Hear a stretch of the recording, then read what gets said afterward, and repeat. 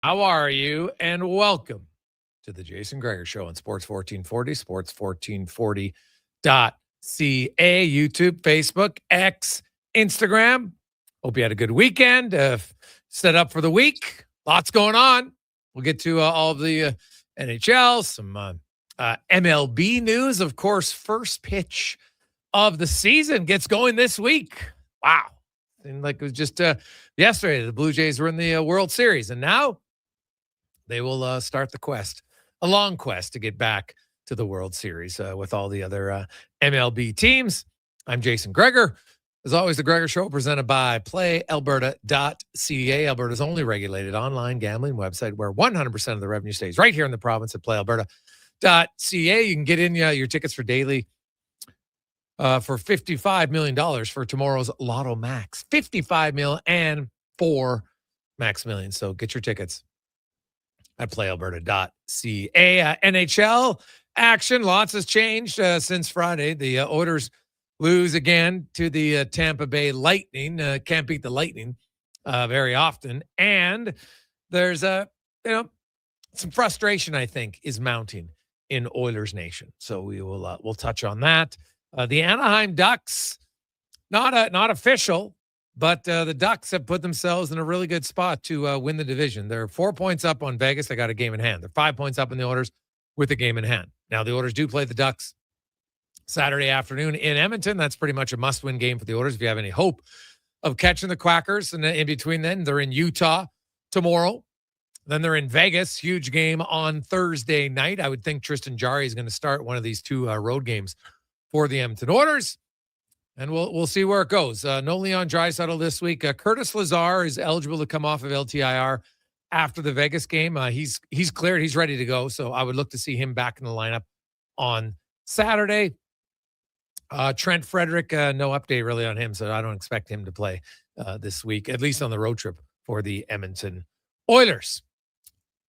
We'll get to all that NHL. You see the Nashville Predators are suddenly in a playoff spot. They've won 4 in a row.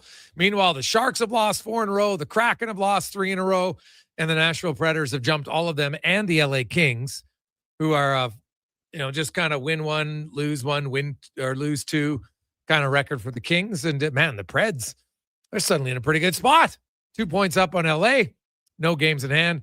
And they're 4 points up on the Kraken, who have 1 game in hand, 5 points up on the Sharks. Sharks have 2 games in hand. And how about this? The Preds are in the Central Division, but they might as well be in the Pacific for the rest of the season. They play the Sharks 3 times down the stretch in their final 12 games. They play the Kings twice.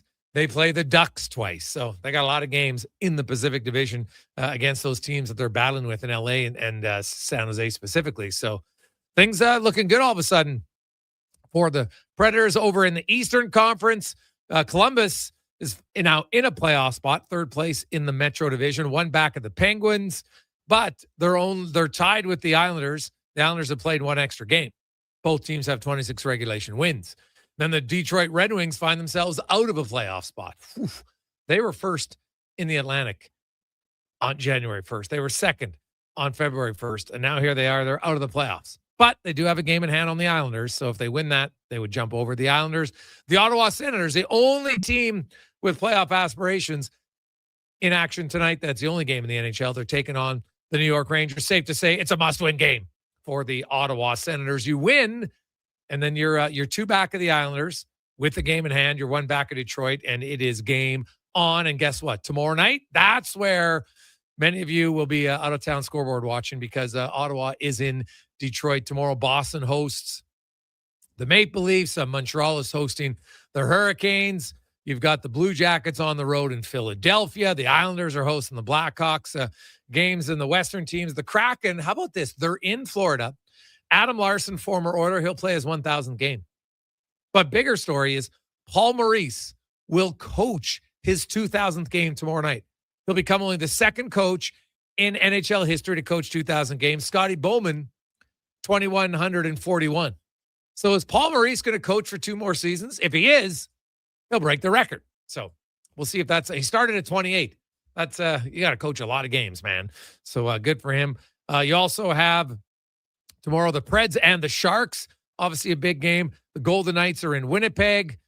The Kings are in Calgary, Edmonton's in Utah, and the Ducks are in Vancouver. So this week, Tuesday, Thursday, Saturday, really is where the majority of games are played in the Western Conference. So 15 games Tuesday, 13 games on Thursday, and then a boatload of games again on Saturday. As we welcome into the studio, former Edmonton owner, our Monday co-host Sean Brown joins us. Brownie, how you doing? Good. It was a good weekend. We had our Strathcona minor hockey coaches, managers wind-up weekend, so that's it was nice. Nice to kind of sit back, have a few drinks, and watch everyone enjoy themselves. Well, yeah, why not? Probably not enjoying yourself if you're watching the Oilers game. Actually, it wasn't that bad of a game. It's 2-1. They get a 5-on-3. Bouchard hits the crossbar.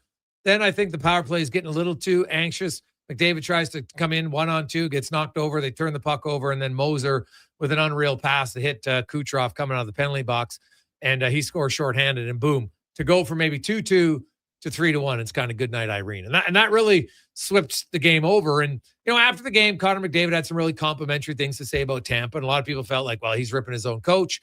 I could see how some people would have thought that. Even McDavid admitted that. He was just saying, hey, we all got to be better. Yeah, coaching could be better. But I really thought he was talking about Tampa Bay, but that was a rare game where McDavid's line got crushed. They were the one line who got crushed. Possession-wise, goals against-wise, it was not a great game for them. Yeah, I mean, he was definitely frustrated. I mean, he wears his emotions on his sleeve, and he has such high expectations of himself, and he puts so much pressure on himself to be good, and those around him as well. I mean, it doesn't surprise me. I mean, he wants to be in a situation where he can win the cup. He signed a contract, and which more or less, I forget how he worded it, but he wanted to see kind of where the organization is going. So yeah, I mean, he's a competitive guy. That's a good team for sure. They defend well. They take away time and space very well. They are well coached, and they, just like every other team in the NHL, have their moments where they have their breakdowns. But it just seems like to me, right now, with the teams that come in here that seem to be ahead of them in the standings, or are a little bit, their game have found their game, just have that ability to just, it's not, they find the game quicker, right? It doesn't last for 3 or 4 shifts. They don't play perfect by any means, but they're able to get back to their game a little bit faster than what the Oilers seem to be able to do at this point right now. I mean, they've shown glimpses, throughout the season and at different times that they can play, as well as other teams, as far as taking away time and space, checking, shutting guys down. But yeah, there's some frustration. I mean, it's coming down the stretch. He's trying to find his game. He wants to get to, I'm sure, a certain level individually, and he wants to see the team get there as well. So, it's probably a good idea that, they're getting on the road right now, and, hopefully they can kind of find their game where it needs to be. Well, I look at it, and okay, Kucherov's on fire, but it was funny. You look at that game, and there's a few things come out of that game. Number one, I really like Nurse and Murphy's game. That might have been the best game they played together in the minutes. And Darnell Nurse played more minutes against Kucherov than anyone. Outshot him when he was on the ice, didn't give up any goals. I really like that line, that pairing. And then today at practice, you had him split up. And I'm like, the way Jake Wallman's playing, I'm sorry, Jake Wallman right now is a third pair defenseman. He's struggling. Yeah. And I played Nurse with Murphy, and I played Bouchard with Ekholm. Just keep your top 4 together and tell Wallman to figure it out. Like, there's really no reason to switch other than that. Yeah, I mean, those guys should be a good pair, right? They should be a pair that, any team that comes in to play the Edmonton Oilers should, it should be a heavy, hard night and uncomfortable to play against. I mean, you see it when McDavid and Draisaitl and the top players, when they're playing against the top teams, they don't make it easy for them. They make them, they try to make them, when the hits are there, they aren't obviously worried about, if they're the superstar or what player they are, but they make them pay a price. And those two guys on the Edmonton Oilers, when, top forwards or top players on other teams come in, they have to make it just as difficult for them to play. But yeah, they just, right now, I think defensively, Wallman, if you watch him, like, it's hard. You can tell he's struggling handling the puck right now and making some plays. Right now, I think everything's kind of happening very fast for him right now, and just having the ability just to kind of settle it down a little bit and just simplify his game and just make that easy play right now until he can kind of get a little bit more confident in his game and his puck handling. Because I mean, he skates well, he handles the puck very well, but right now he's definitely fighting it.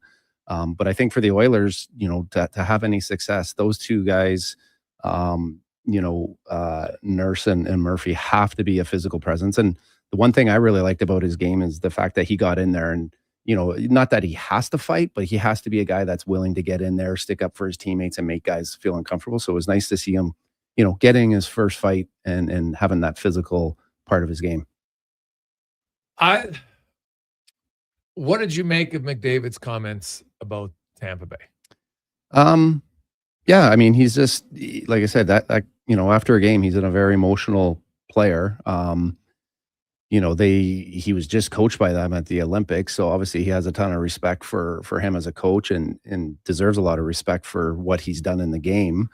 Yeah, it doesn't. I don't think it makes it any easier. I think just because of him being Connor McDavid, that everybody's going to listen to what he has to say. He's the leader of the team, and I think we've seen this before. Where we've had not only him, but some other players kind of say some things that maybe they would probably like to walk back and usually do kind of take back the next game or the next day. And I wasn't down there today and I didn't hear a whole ton about it, but he obviously didn't want it to be taken out of context. And so, he's frustrated. He wants to get his game and he wants the team to find their game and with it coming down the stretch here, this is why he's the leader of the team. This is why this guy's so good, is because he's just, he's never satisfied.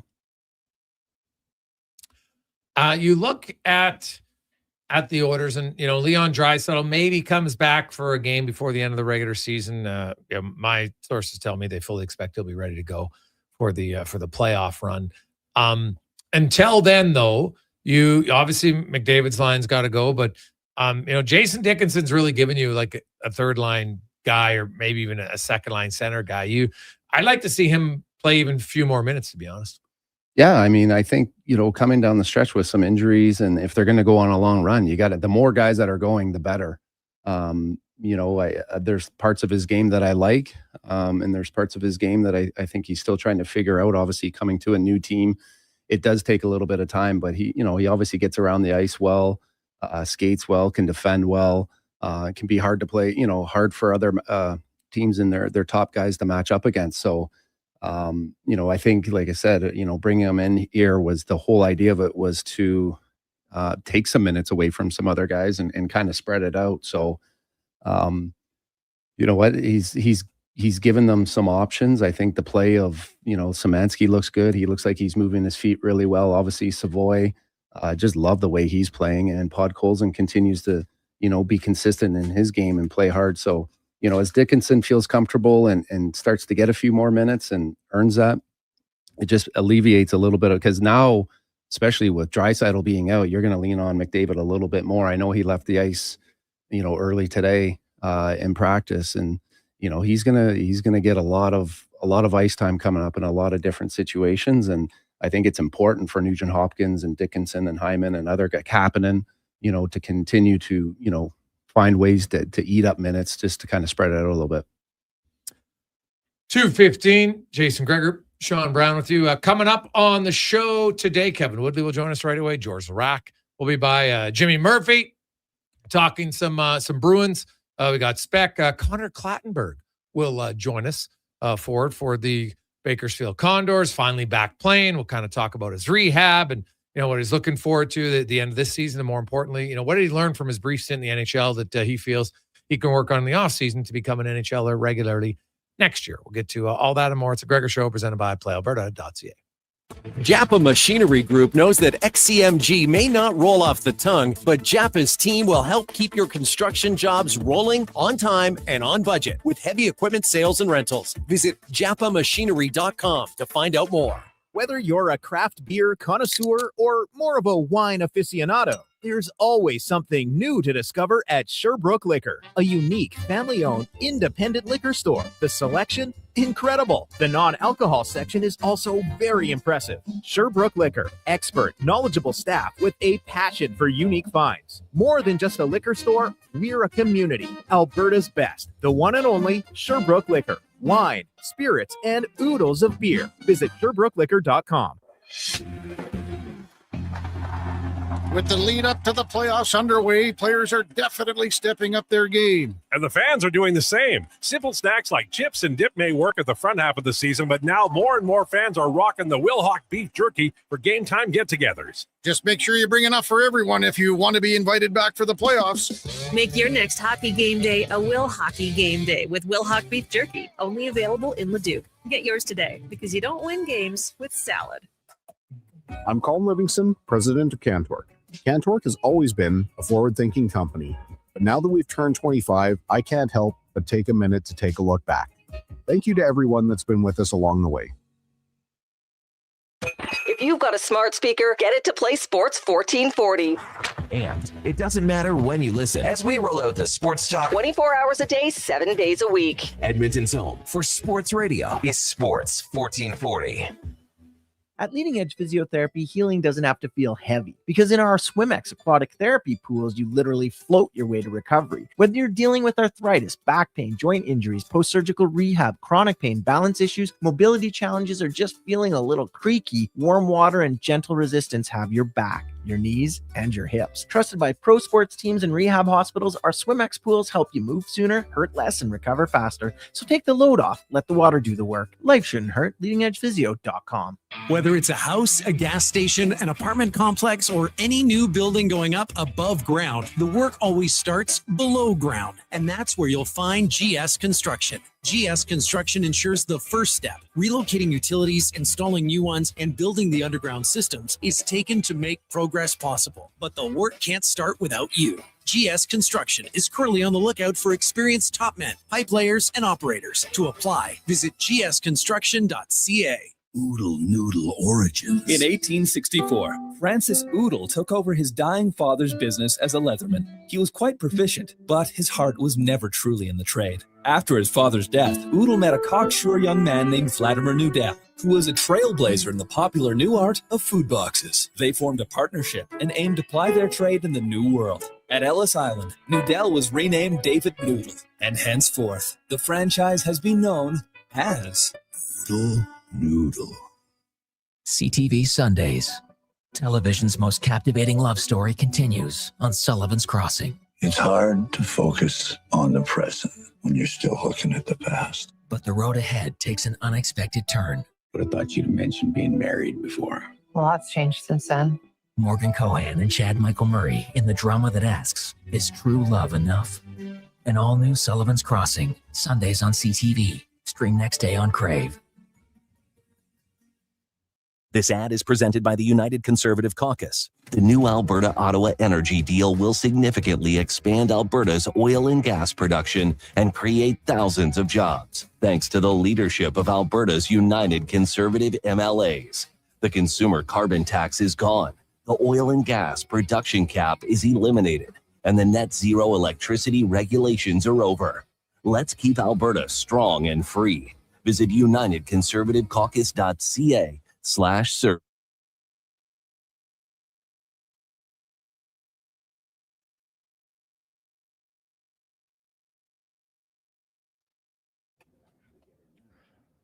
Portions of this hour brought to you by Crystal Glass, your clear choice for residential windows, locally manufactured and installed. Crystal Glass provides a beautiful product and incredible customer services for all your residential needs. Call 310 Glass or visit crystalglass.ca for a quote. The Jason Gregor Show, the best of Edmonton sports talk and beyond. This is Sports 1440. Presented by PlayAlberta.ca, Alberta's only regulated online gambling website.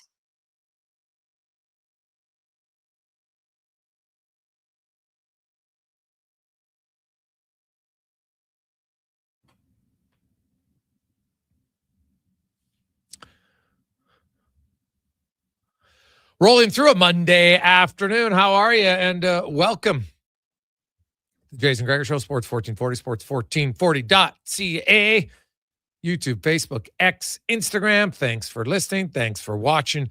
Show it's always brought to you by PlayAlberta.ca. As it's time now to get to our big guest of the day, brought to you by the Spruce Grove Saints. They wrap up the regular season this weekend at home, Friday night at 7, Saturday night at 6 o'clock, and then it is playoffs. So Enjoy the final regular season games. Get your tickets, sgsaints.ca. As we get to our big guest, Kevin Woodley from In Goal Magazine and NHL.com. Woodley, how you doing?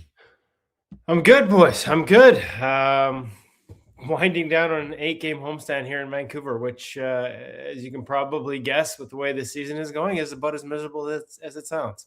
Yeah, it's the death march in Vancouver, buddy. I've done many of them. They're great. No, I'm being facetious. It sucks, no question. The fans don't like it. The players really don't like it. And I know people always look for different things. Oh, look at this. They're trying this, they're trying that, yada, yada, whatever. You just want to get the season over at that point. There are lots of playoff races, though, that are intriguing to watch, and lots of teams, kind of splitting goaltending duties. You look at the Buffalo Sabres, and they've had an unbelievable run with 2 goalies. Now, some always say if you got 2 goalies, it means you don't have a number 1 goalie. Where do you come out on Buffalo's goalie situation? Well, it's going to require somebody having a little willingness to do things differently, because Buffalo's goaltending situation is 2 number 1 goalies. Ukko-Pekka Luukkonen, since the Olympic break, is playing at a top 10 level. Alex Lyon isn't far behind him. Alex Lyon was the one that started this all. Actually, ironically, coming off the bench in Edmonton, if you guys remember. It was, I believe it was a shot to the head that Colton Ellis took. Alex Lyon hadn't been playing. He was just there to back up that night. He came in, made a couple saves late in a period, and basically started this whole thing for the Buffalo Sabres. Went from an afterthought to a guy who was playing regularly for them. So, Jace, you know me. I disagree with the idea that if you have 2, it means you don't have a 1. And I think for a team that's smart about how they manage this, like Ukko-Pekka Luukkonen and Alex Lyon are 2 totally different goaltenders. Yeah. So you could play hot hand. You could also be like, hey, like the other team has identified something and they're getting to something that is, playing away from the strength of one. Well, throw in the other guy because he's totally different. Like try and pre-scout those 2. They couldn't be more opposite. I mean, Ukko-Pekka Luukkonen is massive. He plays a conservative depth, but he still moves well. Alex Lyon paints around the edges, and he reads the game at an incredible level. He will make decisions out there on the ice that are based entirely on anticipation and read. And he does it. Like we've had the pleasure of having on an In Goal and our pro reads where you break down video. And the way Alex Lyon anticipates and sees the game is like, it's another level. And UPL's learn from it. So to me, I look at it like you got 2 guys on a heater. You have 2 options who are both playing well, and they happen to play styles that would force another team to change their pre-scout. Like, I don't know how you don't use both. Unless you throw one in game 1, and he is so lights out good and never fades, I don't know how you don't use both guys if you're the Buffalo Sabres. I don't know why you wouldn't. Yeah, well, that makes sense a lot. Now, one team that doesn't have 2 is the Boston Bruins. And, man, I'm looking at Jeremy Swayman. I know you look at a lot like goals saved above expected and everything else, Kevin. He's right up there. And his performance the other day against Detroit, it was amazing. Basically won Boston the game. I look at Swayman, and I know he's probably not going to be in the Vasilevsky or Sorokin conversation, but, man, has he had a good year for Boston. He's probably the main reason they're still in the hunt. Yeah, he's worked himself up, into, especially since the Olympic break. He's been a top 5 goalie since the Olympic break. He's worthy of all the Vezina conversation around him since coming back from the Olympics, as much as the Olympics didn't necessarily go great for him. And overall, he's worked himself into that top 6 in goals saved above expected by ClearSight's numbers. Not as flattering as some of the public stuff that has him, chasing Sorokin and Thompson at the top of the league, but really, really good nonetheless. He's right there neck and neck with Andrei Vasilevsky in terms of his performance for the season on a whole. So, he's been that good, and he's the kind of guy that's shown like he did in that Detroit game. There aren't many guys where you're like, hey, this guy could win you a series or get in another team's head. Like, I don't know how many guys stand out that way. Like, it's a short list. Sorokin, Vasilevsky.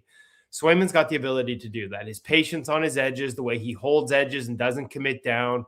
The fact he's never out of a play, he's got that sort of really nice blend between, almost like being a how-to DVD on how to play goalie, but the willingness to abandon it and just go to athleticism, just not too prematurely. Like he doesn't put himself in those situations early, but when he needs to, he'll break technique and go for a sprawl, right? He'll open the car doors, dial 911 and do whatever it takes. But he gets there so much later in sequences because of his ability to keep his knees sort of under him, his edges under him, and not end up flailing and sprawled prematurely. Coach Knobloch talked about getting Jarry in a game on the road trip. What are some of the things that would maybe go into, making a decision on, what game and team he gets in there? Yeah. I mean, I guess you could look at past success, and I don't have it in front of me in terms of either their schedule or who he's had his best success against. There is something to be said about certain buildings or certain teams just feeling comfortable for a goalie. I mean, at the end of the day, it's more about what your team does in front of you, but anything you can do right now to build confidence. So if they've got an upcoming team where it's like, hey man, he's owned these guys, or in this building, he's played his best, and you have some numbers to back that up, and you have a conversation, it's like, so a lot of guys can't explain it. Like, I don't know why, but I just feel like I see the puck here, or I don't know why, but I know this team. I know what's coming. I read very well off them. So if you can find one of those, great. Other than that, like, I think part of the problem, and let's be honest, and I know you guys are on board with this too, like, it's not all goaltending. We know that. The defensive play hasn't been there, but like, part of the problem right now is I'm a little bewildered by the need to name Ingram your starter. And then you play him a bunch, like, because it changes the role and it changes the expectations. We've talked about that in the past. Like, there's so much we can sort of see in terms of the tangible numbers, but we can't see between the ears and what expectations and raising expectations can do. And so it seemed like a shift in conversation that everybody could see anyways, that didn't necessarily need to be declared. And, I do worry a little bit about overplaying him and what happens there. Like right now, since the Olympics, 66 goalies have basically gotten a start, and Ingram's dead last. Ingram is 60th, Jarry's dead last. Like, as the starts have piled up, his game slipped a little bit too in terms of the results. So mixing Jarry back in, like, just to have a second option as you see things eroding not necessarily in his game, but at least in his results, like, finding an opportunity to get both of them going here a little bit would probably be prudent. Now it's on Jarry to sort of show that he can be better than the numbers showing he's been, especially since the Olympics. But as the other guy sort of creeps down towards that territory, I'd want to try and find an opportunity too. Like, again, it just feels like the sum can be better than the parts if you get both of them going. And I know they have to perform to sort of justify that, but I'd be looking for that opportunity. If things are going well in practice and he feels good, I'd be looking for that opportunity sooner rather than later. Yeah, well, you got Connor. They play in Utah and Vegas. They got 2 games this week. Utah tomorrow, then Vegas on Thursday. I know that Connor Ingram is part of the Utah organization. Maybe that plays a factor. Jarry has never played against Utah in his career, and he's 5-2 against Vegas. I looked it up. He's 2-1 in Vegas. If that matters, obviously.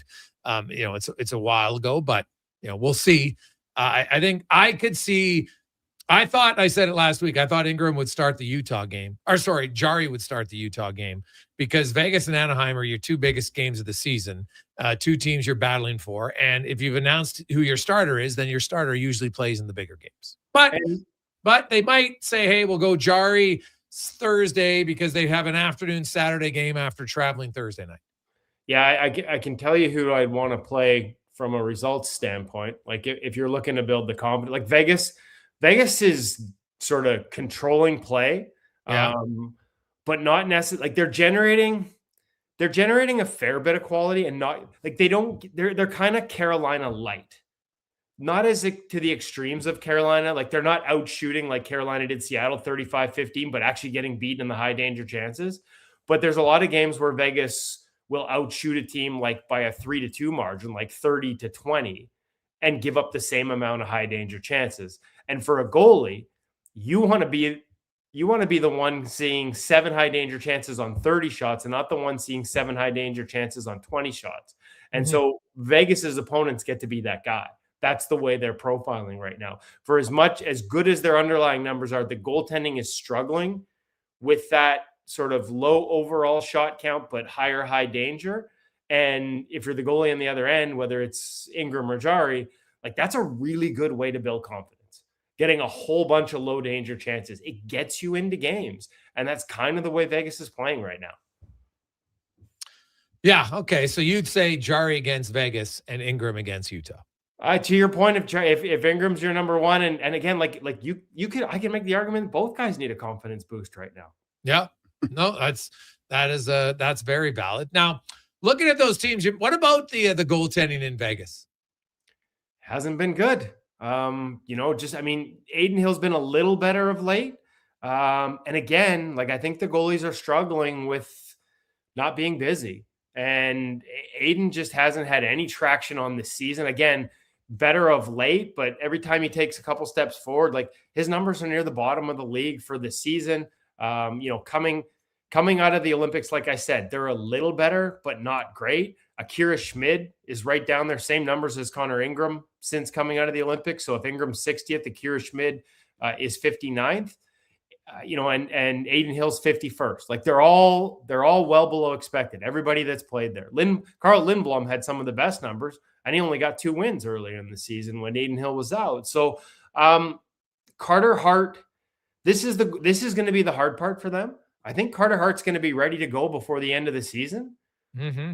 But if they're locked in a win every night, fight for the playoffs or playoff position, or just fight to stay in the Pacific side of things and not end up in the wild card and having to face Colorado in the first round, when do you find time to get him in? Even if you think he might be your best option come playoffs, how do you get him warmed up for that? I don't know if maybe a conditioning stint works, but then again, like that's not the same style game. So there's some big decisions to come for Vegas in goal. I talked about this, I think, with you guys earlier too. Like it's interesting that they find themselves where they are with Aiden Hill, because I know there was a point before they re-signed him to this big contract, and it's been a struggle to live up to it since, where they were in on John Gibson in Anaheim. They were having that conversation. So there was some doubts internally if they were having that conversation about Aiden Hill long term. When they couldn't land somebody else, they went to him long term, and right now it's just not working out. So they're a really good defensive team. Like I said, they're unique in that Carolina way that they don't ask their goalies to make a lot of saves, but the percentage of high danger is higher than a lot of teams. And some guys just struggle to live in that world mentally. Okay. So they give up a little bit more quality than quantity is what you're saying. Yeah, they don't give up quantity at all. But like I said, like they'll have nights where they only give up 15, but 6 or 7 are high danger. They generate 30, but only 6 or 7 are high danger. Like you end up with a whole bunch of discrepancy on the shot clock, but not very much of a discrepancy on the expected goals clock. And, as we talked about with Carolina, and Brendan Bussey's coming back down to earth in Carolina as well right now. It's a really tough thing to manage mentally. I don't have any answers for it. Like in theory, less shots would be easier. But when there's such a high percentage, like even just seeing your save percentage, even when you're feeling great about your game, but your save percentage is tanking because of that, you don't get those easy shots. Like there's just a lot of different elements that make it difficult for a goaltender. And this is the other thing, like if you're one of those teams, like I don't have a way of identifying that other than to look for other guys that have been behind a similar profile, and not many teams have it, that have had success. Like it's hard to sort of know who can handle this and who can't. It's hard to plan for. Mm-hmm. Kevin, there's a little bit of talk about goalie interference, and obviously, as we come down the stretch here, more guys are only going to go to the net, and obviously in playoffs, it's going to be that much harder. Where are you at, and how much of goalies have equipment? Like guys are going to be going to the net. How much does a goalie actually have to deal with in your mind? Oh, that's a tough one, because I could go back to my original thoughts on this. I said at the time when they went to video reviews for goalie interference, it was just going to actually lead to more contact on the goaltenders. Because in the past, here's how it used to go. And I used to have this conversation with goalies around the league. They'd get hit, they'd get bumped, they'd get clipped. They'd talk to the referee after, and the referee would say, well, if the puck had gone in, I wouldn't have allowed it to count. And the argument then, and I think the argument stands now, is just start calling goalie interference. Because, yeah, you're right. Like a bump in the pads. I was shocked at the Ottawa decision in terms of that contact in the crease. I think it was against Anaheim and Ville Husso, and it was clearly at the edge and in the crease, and it was before the puck arrived, and I was shocked that was allowed to count. Is he getting hurt with that contact? No. But it's when the guys go through full speed, and that's where you run the risk of, and we saw it in the playoffs last year, just clipping a guy's helmet going through there. Like, that's the stuff that I think the review process has made it easier for guys to do that because they're not worried about getting penalties. Like, I think if you had just started by calling goalie interference as contact in the blue ice, you would have deterred a lot of this. I think the fact that at worst a goal might come off the board doesn't do enough to dissuade it. And so there is a risk element. Like I said, like not a ton of injuries, not all guys are getting hurt by the little bumps. But it's once we get into the playoffs and you get guys cutting through with speed. We saw it on Stolarz last year. I know there was the Nurse McKinnon thing and that, you know, the arguments there, like the pace he's going in, like even if he's turning his toes up ice, like I don't know if he can avoid that contact. He's one of the best skaters and players in the world, but that pace into the blue is where you worry about. That was a pretty violent collision. That's where you worry about the injuries. And I just don't think we've done enough to dissuade that contact overall by going to review in the first place. Because like I said, I called it at the time, but then now allowing contact and goals to stand regardless. I think it's setting up for the potential for a lot more contact in the playoffs and a lot of chaos. And if you're a team, like, what do you do now? Like, how do you even know what to challenge? Like, how do you know? You can end up shorthanded. Like, we've got stuff that in everyone's mind seems to be clear-cut goalie interference being called not goalie interference. So how do you challenge that when the line is so gray? So yeah, I think you could have solved a lot of this by just putting guys in the penalty box when they run into the goaltender more often. But we are where we are, and I'm fascinated to see where it goes because I think it's probably going to end with a crucial goal in a crucial game decided in controversial fashion. Kev, as always, buddy, great stuff, man. I appreciate it. We will chat with you again next Monday. Have a great week. Thank you. There you go. That's Kevin Woodley from Ingo Magazine and NHL.com. Lots to discuss, so we'll get to the. Hey, where would you start Jari? He's going to start one of the two. So which one? It's very simple. Utah or Vegas, and tell us why. 833-401-1440. We'll shoot that around next on the Gregor Show, presented by PlayAlberta.ca. Excavators, loaders, lifts, compaction equipment, and more. Find the XCMG construction equipment you need. Available for rental or sale at Japa Machinery Group. Japa, helping build Alberta from the ground up for 50 years. Visit japamachinery.com. Booster Juice is going crazy for hazelnuts. No, not crazy. Nuts. Booster Juice is going bananas for hazelnuts. I mean, there are bananas in smoothies, but that's not the point. Banana juice is booster for hazelnuts. What? Just stop. Booster Juice is going nuts for hazelnut. Introducing the Nutty Monkey Smoothie, Holy Hazelnut Acai Bowl, and Nutty Booster Ball, all made with rich, creamy hazelnut spread. Try them today, only at Booster Juice. Canadian born, blending since 1999. You've got a go-to coffee spot, a trusted barber, even a lucky game day jersey. But when it's about looking your absolute best, there's only one name you need. Mr. Dirk. Family run since 1939, we're experts in crafting impeccable tailor-made suits and offering a wide variety of everyday styles. Pair that with personalized one-on-one fittings and the convenience of on-site tailoring. Mr. Dirk, elevate your style game. Visit our Edmonton store or explore MrDirk.com. Score big on style with Mr. Dirk. Hi, Mike here from Northgate Chevrolet Buick GMC. We're the #1 dealer in the world. Just kidding. If we were, would you care? We're the #1 dealer in Canada. Still kidding. You probably still don't care. Tell you what you will care about, our March Madness sale going on right now. Discounts up to $30,000. And the grand opening of our Autoplex, a massive indoor showroom. No self-proclaimed titles, no iPads, no trips to Vegas or hockey jerseys, just a really good deal. Stop in and see us today, 13215 97th Street, or visit us online at northgategm.com. You're in Northgate country. Great news for your weekend project. CFI, that's Custom Floors Inc., is now open 6 days a week with Saturday hours from 10 till 2. Get top quality Canadian products from Beaulieu with the convenience you need. For your free estimate, visit CFI at customfloorsinc.ca. Action Electrical's projects team takes the field, folks. Ready to execute the entire play for new commercial builds. Absolutely. They're masters of design build, sketching strategy from initial blueprints to core electrical infrastructure. The team never misses on complex projects. Known for handling big league constructions and major renovations, ensuring flawless execution, hire the Action Electrical team to bring home a win for your project. Visit actionelectrical.net. The job isn't done until the last load is hauled, and having a semi-trailer out of commission is not an option. Whether replacing or adding to your convoy, Edmonton Trailer has a huge inventory of new and used semi-trailers, trusted by the gravel, logging, oil field, fluids, and freight industries. Find a trailer right for you online or at one of their 3 locations. For sales, service, parts, rental, and finance, when you're in it for the long haul, Edmonton Trailer. Do you listen to sports radio at work?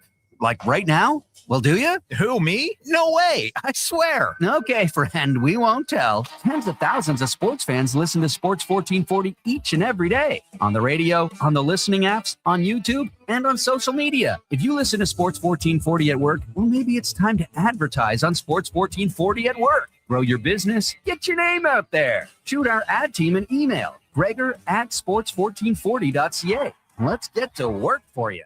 Euphoria returns for an all-new season, and you can only watch it on Crave. If you make a deal with the devil, there's no turning back. Now's the time to catch up on the groundbreaking HBO original Critics' Call, one of the most explosive, heartbreaking, and entertaining shows on television. Starring Emmy winner Zendaya. No matter how hard life was, it got harder and more complicated.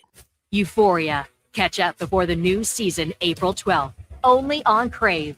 Subscribe now at crave.ca. Are you overwhelmed by debt and getting nonstop calls from creditors? It can feel like there's no escape. Debt doesn't have to be a life sentence. A single call can turn things around. My name is Parveen Middleton. I'm a licensed insolvency trustee at BDO right here in Edmonton. I can help you become debt-free with a solution just for you. Let's put an end to those calls from creditors together. Call 1-833-BDO-TALK or visit bdodebt.ca to discover your debt-free future.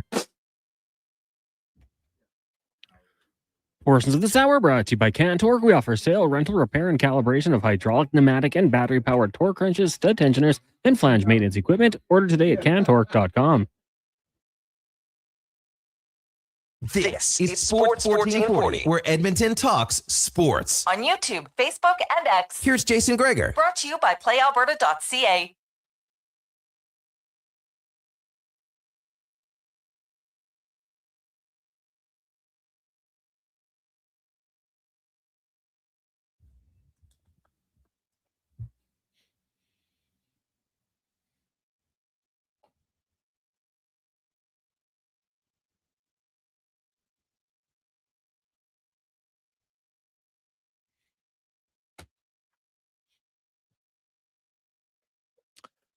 .244 as we roll through Monday afternoon. Jason Gregor, Sean Brown to you, Sports 1440, sports1440.ca, YouTube, Facebook, X, Instagram. Thanks for listening. Thanks for watching the show. It's always brought to you by PlayAlberta.ca, casino, live dealer, lottery, instance, and of course, sports all in one place. Check it out, PlayAlberta.ca. And while you're there, you get the Jason Gregor Show Odd Boost Daily Specials, where, of course, only one game in the NHL tonight. You got that. And a little NBA. The Toronto Raptors rolling. Could they continue? Find it out. Check it out. PlayAlberta.ca. We got a lot of texts. 833-401-1440. 833-401-1440. We asked a simple question. Tristan Jarry is going to start. They're playing 2 games on the road. They're in Utah tomorrow. They're in Vegas on Thursday. Which game will he start? Which game should he start? Maybe the answer is the same. Maybe it'll be different. Brownie, you've coached. Which game is he starting? Which game do you think he'll start? I think he starts the next one. I mean, he's sat out, 5 games? Yeah. I think it is, right? I mean, obviously he's, done a lot of work on the ice in practice and a lot of watching, and I think ultimately, if the Oilers are going to have success, he's going to have a lot to do with it. I would get him in there right away. I don't think there's. I get what Kevin's saying. I mean, there's stats and analytics and all that stuff that can help you maybe prepare or put a guy in a situation that might be more favorable depending on where he's at confidence wise. But I mean, this guy's a pro. This guy's he's I think he's been an all-star. Like he's a veteran goalie. Right. So I would get him in there right away. I wouldn't be scared to put him in there just based on the fact that, things aren't going great but he's a pro. He's played a long time, so I'd get him in there right away. Yeah, see, the fact that I had him against Utah anyway last week, and you look and say, hey, you got 2 divisional games. They've lost their last 2 games. It's kind of an easy one for me. I think Jari starts tomorrow. That's who I'd start him against. And then, you know what? You go into Vegas. It's a divisional game. It's potentially for second place. Like the Anaheim Ducks have created a little bit of space here down the stretch where, you know, they could, if they take care of business and don't flounder. Now, obviously, Edmonton plays the Ducks on Saturday. But before then, you got to win your games if you're the Edmonton Oilers. And Tristan Jarry, like, I don't believe he's just an awful goaltender. Like, I don't think he's terrible. He has not played very well in Edmonton. There's not much debate about that. He hasn't played a game since the Dallas game. So not a full 2 weeks, but just under 2 weeks. And, you know, Connor Ingram's come in and he's gone 2-2-1 in his 5 starts. And his last 2, he's allowed 8 goals, 4 goals in each game. I'm going Tristan Jarry. I think it's kind of an easy decision. Would you have put him in if Connor won? Would you still make the swap? Well, he was going to play either way. Yeah. Right. Had they beaten Tampa Bay and Ingram played really well, I might give him the former team. But I still would have played him. I can't start my starting goalie. Like, Hellebuck doesn't start 8-9 in a row. Like, yeah, I don't eventually think he's got to get in. Yeah, eventually you got to do it, right? Like, there's no reason. It's not like Connor Ingram's numbers are so off the charts good that you can say there's no chance that Tristan Jarry can push him for the job here. So, you know, Tristan Jarry's got to play better though. Like, there's no debate, right? Like, you look at his last few starts when he's starting games, it has not been good, right? Like the start in Dallas wasn't. Now the team sucked, so let's preface that. I thought the team sucked in Dallas. Carolina didn't get much help, although 2 of those goals against Carolina I thought were pretty ugly. Anaheim game, same thing, wasn't great there. Calgary game wasn't great. You know, like, I'm trying to think back to the last good start Tristan Jarry had, and when would it have been? Like, I guess his last good start probably would have been the New Jersey game, January 20th. Like, honestly. Yeah. So this is like over 2 months now. So the onus is on Tristan Jarry here. Yeah, the team has to play better team defense. I don't debate that. But Tristan Jarry's got to pull some of his own weight here. It's always on the player, but just this little bit of time and him being a professional. I mean, I'm sure you can tell he's not happy with his game, and you can probably tell that things have probably been a little bit miserable. And there's no, I mean, what athlete hasn't been in this situation? It's not always great, but you're just banking on the fact that, you know, this guy has a lot of motivation and he's a good goalie. There's a reason why they made a trade for him. So this could be good timing too. I mean, right now they're, you know, obviously as a team, they're very frustrated. As a team, I would probably be looking at that at this as an opportunity to kind of rally around each other, knowing that the guy's, you know, not necessarily feeling great about his game. I'd be excited to get, you know, if he was to get an opportunity in that would excite me, knowing that, being like, hey man, I want to do well for this guy, for a teammate. So this could be something that he needs. It might be even something that the Oilers need. And I think it's nice too that it's on the road. Right? Yeah. Obviously, you know, the pressure that comes with playing at home and in front of your home crowd and stuff like that. So I think the timing is right to get him in there. It's been 5 games. I don't think you want to wait too long before you know, you want your potential number 1 goalie getting back. And if Jarry plays well in Utah, then the Anaheim game becomes maybe a, hey, who played better conversation, right? We'll see. Now, maybe they want it, maybe not. Maybe they're just going to say, hey, Ingram's our starter. If he plays well in Vegas, he's going to play well again automatically, and we'll see. But I think if Tristan Jarry plays well in Utah, at least it opens up the conversation that next week he can play again rather than waiting 2 more weeks. Yeah. I mean, don't you feel like if the Oilers are going to go on a run, do you feel, I feel like Jarry is going to play a big role on this with this team, no? Possibly, yeah, because it's not like Connor Ingram hasn't played out of this world that says there's no debate. Right now, he's clearly played better than Jarry. I don't think there's much discussion on that. So Jarry is starting right now. He's got it like 1 good start. Well, hey, that would be progress because he hasn't had a good start. He had a good relief appearance in Colorado, but he hasn't had a good start in 2 months. So now, and that's 2 months, you know, that's a little hyperbolic for me. In his last 6 starts, he hasn't had a good start. So he needs to put that together. And all it does is, I think if he starts and plays well in that game, then you could look and say, you know what? We don't need to have him sit out 2 more weeks before his next start. I think that's where he's at now. It's not can he automatically be the starter again? I don't think it's going to be that easy, but if he starts well against Utah, then maybe it's a possibility that because next week they play Seattle, Chicago, and Vegas, right? So he should get at least one of those games, right? And then plays well again. Well, now they got 3 games the next week. Then he can get in again rather than 1 every 6 starts. Maybe it gets down to 1 every 3 starts. That's where I think it's at for Jar. Really, I think if I'm a coach and he gets in there and he's playing well, but it's only 1 game. Yeah, I know, but give him an opportunity. If he's playing well, I would try and get him up and going. I think the better that who's got more upside, I would probably I would think Jari, because he's probably more proven, more of a proven playoff goalie. So, if he gets a start and plays well, I would probably give him another start. And, if you're willing to give Ingram, opportunity based on how he plays, I'd probably do the same thing. I would definitely do the same thing with Jari. If you're playing well, you deserve the net and stay in there and see who can get hot. And then, obviously, I think if you're playing, 5 or 6 games in a row and there's an opportunity to get another goalie in there, a start to help them find their game and give the other guy a little bit of a rest. But yeah, I would have no problem with going with Jari and wouldn't find it. I don't think it'd be a bad idea to do what you got to do to get him up and running. 833-401-1440, 833-401-1440. Hey, guys, is it the yips or just bad play from Norman? Good question, Norman. Well, I don't know if it can be the yips because I saw him come in relief against Colorado and he looked pretty solid. But then there's a few goals in Dallas.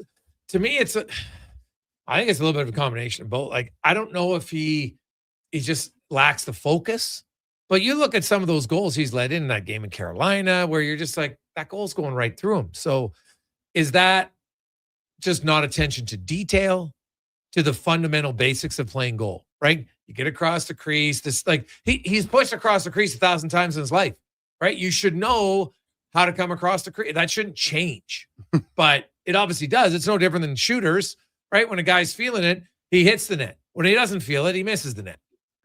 I don't feel. I don't think it's the yips. At the end of the day, the mental side of the game is that big and that important. And it doesn't matter whether you're a rookie or a veteran, right? When you're not feeling it, you're not feeling it. It's not like he's forgot how to play the position or how to slide across or technically lost the ability to think. It's just, this is the game. This is why the game is so hard to play, because it's a mental grind. When you're feeling it, it feels, I'm sure it feels like a beach ball and you can see everything. When you're not feeling it, probably feels like a BB and, you just feel awkward. And I think more than anything, he's just got to, find some, find little things as a goalie or even as a player, just little things in your game and your practice habits and just your daily life of just getting your confidence back, feeling good coming to the rink.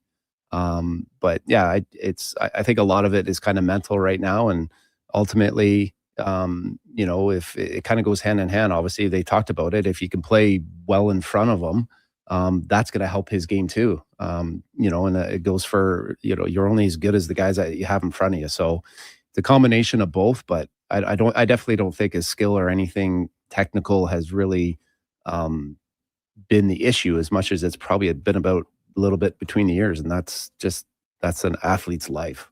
Yeah. Very fair. And guys, regardless of the goaltending, why don't we talk about how bad the McDavid line was defending against Tampa Bay? Comes in from Frank. Well, Frank, I mentioned that off the top of the show, and I wonder how much that played into the frustration level. I wrote about it today at Oilers Nation. I don't know if I'd seen a game this year that had that unflattering of numbers from that line. At 5-on-5, Bouchard played 20 minutes. He was outshot 17-5. Connor McDavid played 19-30. He was outshot 17-7. Nugent Hopkins played 15-33. He was outshot 15-5. Hyman played 16-07. He was outshot 17-5. The only other forward or skater who had the most shots on goal against was Nurse at 4, but he was on the ice for 9. Right, so he outshot them 9-4. Podkolzin outshot them 10-3. Kapanen outshot them 11-2. Henrique and Max Jones, 5-1, 5-1. Jason Dickinson, Ty Emberson, 9-2. Like, it wasn't even close. Every other Oiler forward had a shot for percentage, a defenseman of 60% or higher. Well, those 5 ranged from 22.7 to 31.5. It was just an off night for that top line. And the thing was, it wasn't just against Kucherov, because Kucherov, Darnell Nurse played the most minutes at 7:33. He outshot him 5-2. McDavid got outshot 13-2 in 6:54 against Kucherov. Right? That was that line. It was really, when you look at McDavid, right? And so his game was 17-7, but it was 13-2. So he outshot in his other 12 plus minutes, he outshot them 5-4. But it was that stretch against that line where they kind of got manhandled. And that's rare, but you can't overlook it. It happened. And it's rare to see it happen. And, now people said, hey, why wouldn't you play Dickinson more against Kucherov? Well, Dickinson played 5.5 minutes. McDavid played 6 minutes and 54 seconds. So, probably about 2 extra shifts. Usually coaches now, when you watch the allocation, there's not one line on a team that plays like, if a guy's playing 12 minutes, you're going to play 10 minutes of one line against him. It just doesn't happen very often. Defense might play a little bit more. So could you have said, hey, maybe play Nurse and Murphy more? You could, but they like having Bouchard with McDavid's line. I get it. Because on most nights, he's your best puck mover, moves the puck up. He's pretty good offensively when he gets up. So I understand the theory behind it. But for that one game, and it's only one game, they weren't on. Right? Like, McDavid got outshot against every player except Emil Lilleberg, third pairing defenseman, outshot him 2-1. Outshot Oliver Bjorkstrand in 1:28, 2-1. And outshot Charles-Edouard Dastu, the third pair defenseman, 2-0. That was it. So that's a rare night. Usually McDavid, doesn't matter who he plays, you know what, they're at least controlling the shot clock. Well, that didn't happen against Tampa Bay game. And that was, and not to mention, they were on the ice when they gave up the shorthanded goal to Kucherov. Yeah. Right? Yeah. So it wasn't just 5-on-5. It was that goal too. Yeah. Yeah. I mean, I watched the game, and I didn't watch the third period, but the first 2 periods, obviously McDavid, his strength is playing in the offensive zone. And that's the reason why you play him with Bouchard, is because he has the best ability to make those plays under pressure, going back on pucks to give it to McDavid in the right spots. And the less time that your star players and your top 2 lines play in the defensive zone, obviously the better it is for them, right? More energy for offense. But right now, I mean, that was a better game that they played, but it's still not there. There's when you watch the top teams like Colorado, obviously Tampa, when they come in there, like in the defensive zone, or when Tampa's in the offensive zone, I just felt like the Oilers were just it just seemed like they were slow at times of getting the pucks. They didn't get that first touch. Tampa did a really good job of keeping pucks alive and checking, and I just, part of a lot of, the Oilers' success really comes down to how quick they can get out of their zone and how fast the defenseman can move that puck up. And I really felt like at times Tampa did just, a great job of being over top of the puck, keeping pucks alive, taking time and space away. And it just seemed like to me there was a little bit of indecision. And anytime you give good players time and space, they always make good plays. And Tampa did a super job of kind of spreading them out, really going from low to high, right? Having that third forward comes up high in the slot, that just seems to create a lot of havoc, right? Because then you got that third forward kind of coming down on loose pucks when pucks are coming on the net. They did a good job, but I think, like I said, to have, McDavid playing his defensive zone, the less he spends there playing and he's more offensive, that's where, he's going to shine. But defensively, when you have a guy like Wallman, that you're counting on to make those plays, and he's just doesn't have his game right now, he's not feeling as confident. That's where I felt like they just kind of struggled in putting their forwards in some good spots to get on the offense. Let's take a quick break. We'll return. We'll get more on the NHL. We're going to talk a little baseball as well coming up. Excited about the baseball season. And we're going to get into the conversation. Now, shocking to me, that a lot of this is coming out of the East because it impacts them. And they're all I didn't hear the same outcry last year when 2 Eastern teams made the playoffs with 91 points and the Calgary Flames missed it with 96. There wasn't all like people are talking about, they should get a 116 again and you can get 1 versus 8. We'll go through it and tell you that, you know what, you could go back to 1 versus 8. It's really not going to change much. This year is a massive outlier to have one division clearly way better than the other. That's it. It's an outlier. So you got to accept it for what it is. Outliers happen every now and then. It's not the norm. There doesn't need to be a massive change at all. Personally, I like the division rivals. I prefer it. It's better. You know what? If a division has good year, great. Some years you're in a tough division. That's just how it goes. And you can't predict it. It's not easily predictable. And it's not like the Pacific Division is being weak. Pacific Division's hardly been one of the toughest divisions in hockey the last few years. Right? You got the Atlantic with Florida and Tampa, and you got Vegas and Edmonton. Right? The Central's good in the regular season until they get to the Western Final, and then the Pacific Division spanks them. So what are we talking about here? It's 1 year. We'll get to that and more after Connor Halley Sports 1440 update brought to you by Go Auto.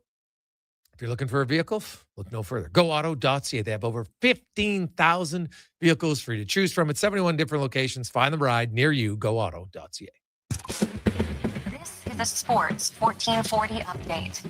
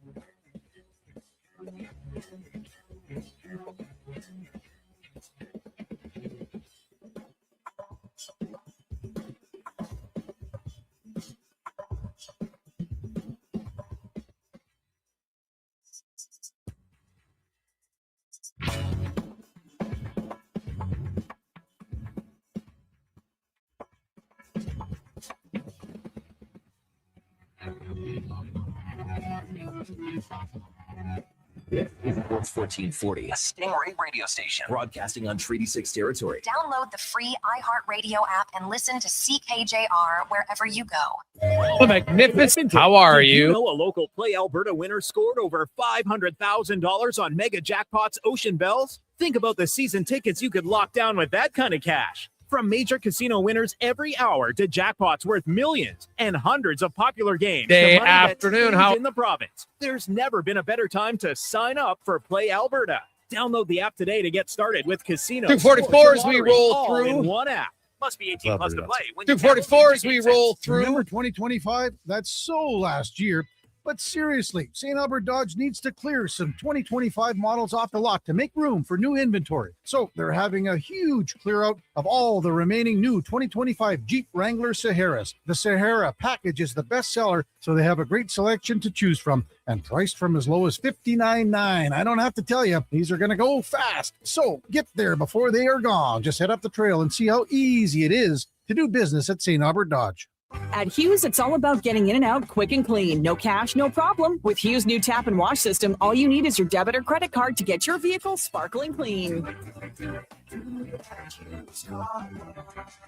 Find us at HughesCarWash.com. Sleep is for the off-season. What off-season? Sports 1440 is live, loud, and locked 24/7. Oilers, Elks, Riverhawks, Stingers, Oil Kings. We've got your picks. Edmonton's home for sports is Sports 1440. Noodle, noodle, noodle, noodle, noodle, noodle, noodle, noodle, noodle, noodle. Noodle, noodle, noodle, noodle, noodle, noodle, noodle, noodle, noodle, noodle, noodle,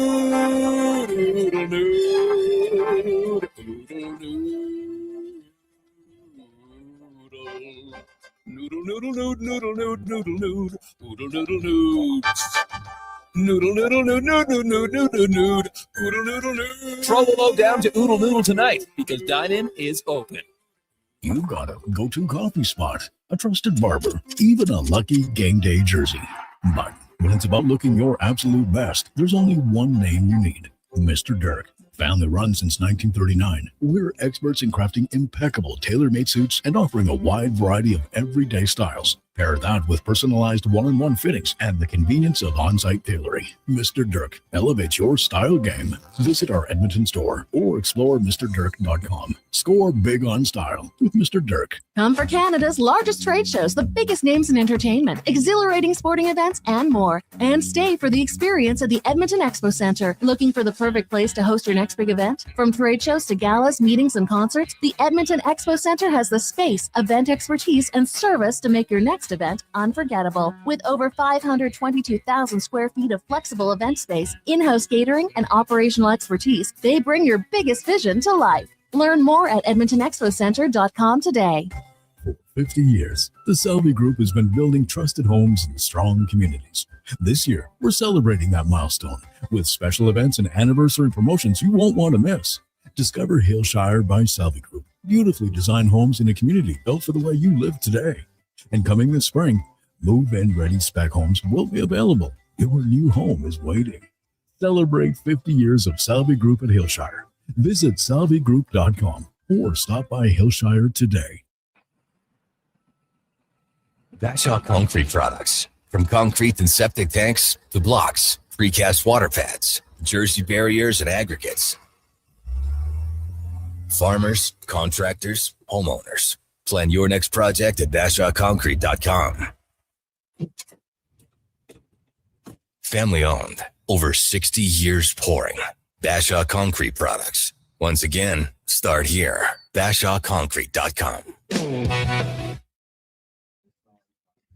Portions of this hour brought to you by Japa Machinery. Japa is digging deep on their 50-year history of supporting Alberta's construction industry with their line of special edition blackout excavators. Visit japamachinery.com for all the details.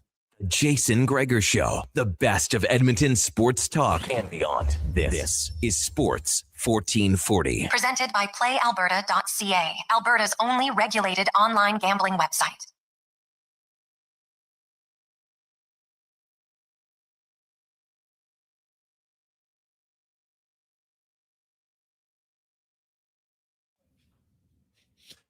Just after 3 o'clock. Welcome back, Jason Gregor, Connor Clattenburg, Sports 1440, sports1440.ca, YouTube, Facebook, X, Instagram. Thanks for listening. Thanks for watching the show. Hope you are having a lovely, lovely day. Of course, the Edmonton Oilers are flying out to Utah as we speak, take on the Mammoth. Tomorrow night will not be an easy game by any stretch of the imagination. The Mammoth are currently locked in the number one wild card spot. They're actually ahead of the Edmonton Oilers, 3 points up on them. So the Oilers, you need to find a way to get at least one win on the road trip. In an ideal world, maybe get both. That Vegas game will be huge, but you got to start in Utah. And I think it'll be Jari tomorrow. That's who I would start tomorrow, but we'll see. The only reason I think they go to Ingram is the play against your former team angle, which can be a good angle at times. So I could understand it if they did that, but at the same time, he wasn't there. It wasn't in Utah a ton of times. So I wouldn't be that caught up in having him play against Utah. Yeah, and the fact that he's played 5 games, he's lost his last 2, right? So, Jari's, I'd be looking to get this guy up and going. I think it's a great opportunity. They're on the road. Nice way to start kind of a road trip. And, he's had plenty of time to work with his goaltending coach, kind of plenty of time to kind of sit there on the bench and watch, different styles and just kind of maybe do a little bit of a, reflecting on his game and where he's at and mentally having that reset which is probably the most important. Yeah.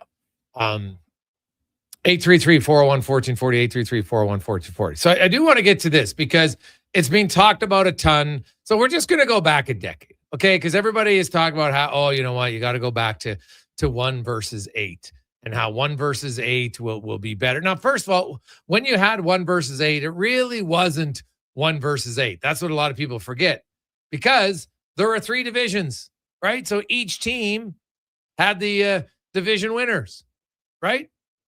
So even if you had more points than a team in the other division, you still might have been the 4th team, right? Happened all the time. So just look at it in 2000. We'll go back to 2006, right? Oilers fans, we had a great run for the majority of that one, but like Ottawa and Buffalo were in the same division in the Eastern Conference, right? Ottawa should have been the number 1 seed. Carolina would have been number 2. Buffalo would have been number 3, but they weren't. They were number 4 because New Jersey had to be number 3, right? In the Western Conference, Detroit was number 1. You had Dallas number 2. Nashville should have been 3, but Calgary won the division, so Calgary is 3. Nashville was 4. So that changes all of the matchups. So even when you had it 1-8 that everybody's clamoring for, you never really had a 1-8, right? There was always division winners first, and there'll always be division winners. So, well, it is 1-8. Some years, it's not going to be that. But let's just go to when they changed it, right? In full seasons, when they went to 2 divisions. So in 2015, Montreal finished first in their division. New York finished first in theirs, and they were the 1-2 seeds. So 1 and 2 played 7 and 8, which would be exact how it is right now. Okay. And then you went 3 versus 4. So Tampa Bay played Detroit because they were in their same division, and you had Washington, the Islanders. And guess what? Tampa and Detroit would have been 3 versus 6, and Washington, the Islanders would have been 4 versus 5 in the East. Over in the West, St. Louis and Anaheim, they were the number 1 and 2 seeds. Each won their own division. So it was the same. Then if you would have went 3 versus 6, you would have had, Nashville and Chicago had 104 and 102 points, while Vancouver had 101 and Calgary had 99. So Vancouver and Calgary played each other instead. Now, is it worth it because Vancouver had 1 less point than Chicago to make them go all the way to Nashville instead of traveling to Calgary? That's really the question you have to ask yourself. And I'll guarantee you the people in the East, they don't think about that. Because in the East, there's no really far travel compared. There's no 3 time zones in the East. There's 1, the Eastern time zone. We got Central, Mountain Time, and Pacific. And it's amazing to me how narrow-minded, and maybe I shouldn't be shocked, how narrow-minded people are in the East when you have this discussion with them. Well, what's the big deal? You go Tampa or Carolina or to Toronto. Yeah, now do the math in your head, dude. It's not even close. Like, why would you have Vancouver or LA have to go play Nashville or Dallas in round 1? Because you wanted 3 versus 6 and 4 versus 5. Because usually the 1 and the 2 matchup, for the most part, has been the proper 1 versus 8 and 2, right? Because you have it that way. The top 2 in the division. Now, some years you'll have, the second place team in one division has 1 more point than the division winner in the other division. Is it really worth that much to you? And guess what? Look at the NFL. And the NFL has had they've had multiple years where you've had one incredibly weak division. That hasn't been the case. Look in 2017, you had 3 teams in the Central with 100 points. You had 2 with 100. And then the third next high, San Jose, had 98. That was higher than the third place team in the other division, right? You're going to have some years where you have 3 and 1 and that maybe are a little bit better. And we're talking point differential, but this year is an outlier. We've never seen the Central be that much stronger than the Pacific, where you have 3 teams. They're all going to be 100-point teams, and there's going to be no 100-point teams in the Pacific. So yes, this year it looks bad. I don't discount that. But you don't change all the rules for one thing. We do that too often in life all the time. Oh, what happened to the Matt Duchene offside rule? How did that work out? One really bad mistake, so now let's change it. Do you really like that rule now that it's been in place a few years? No, you don't. Because you could add common sense and say they missed the call, right? It's one major miss. Until we have a bunch of glaring obvious ones, we can live with it. Yeah, I mean, it's just, you look at, even some of the teams that have clinched that are doing really well. It's once you get into the playoffs, I don't see anyone, like, it's so, the margin of error is so small. Like, it's going to be exciting. I think once you get in there, it's just, especially, it really comes down to who gets hot. More importantly, like injuries too, right? If you got to make sure you stay healthy. And so, it's going to be exciting kind of coming down the stretch here to see, the matchups and, who gets hot and who comes in there with their game where it needs to be. And like I said, who can stay healthy. Well, and see, that's the thing for the Oilers. And that's what I wrote today, how You know what? This season has been incredibly disappointing, I think, and frustrating for the organization as a whole. They thought they'd be better, right? There's been some moves that have been good moves. There's been other moves that really questionable, not just for 1 year, but the term on the Frederick contract obviously is terrible. The Tristan Jarry trade has not worked out very well. The Jake Wallman extension, while it hasn't even kicked in yet, isn't looking good for the future. Now that could change, right? That could change because it hasn't kicked in yet. So it's kind of hard to judge it. It's still, you wonder, why he had to do it, right? There was no rush to have to sign him. He wasn't a pen in UFA, right? He wasn't. He had a good few months for your team, but why'd you have to rush into it? Like, you couldn't go anywhere. Like, there was no place he could go this year. You can always negotiate during the season. Like, imagine had you waited, what would Jake Wallman be looking for now? Totally different, right?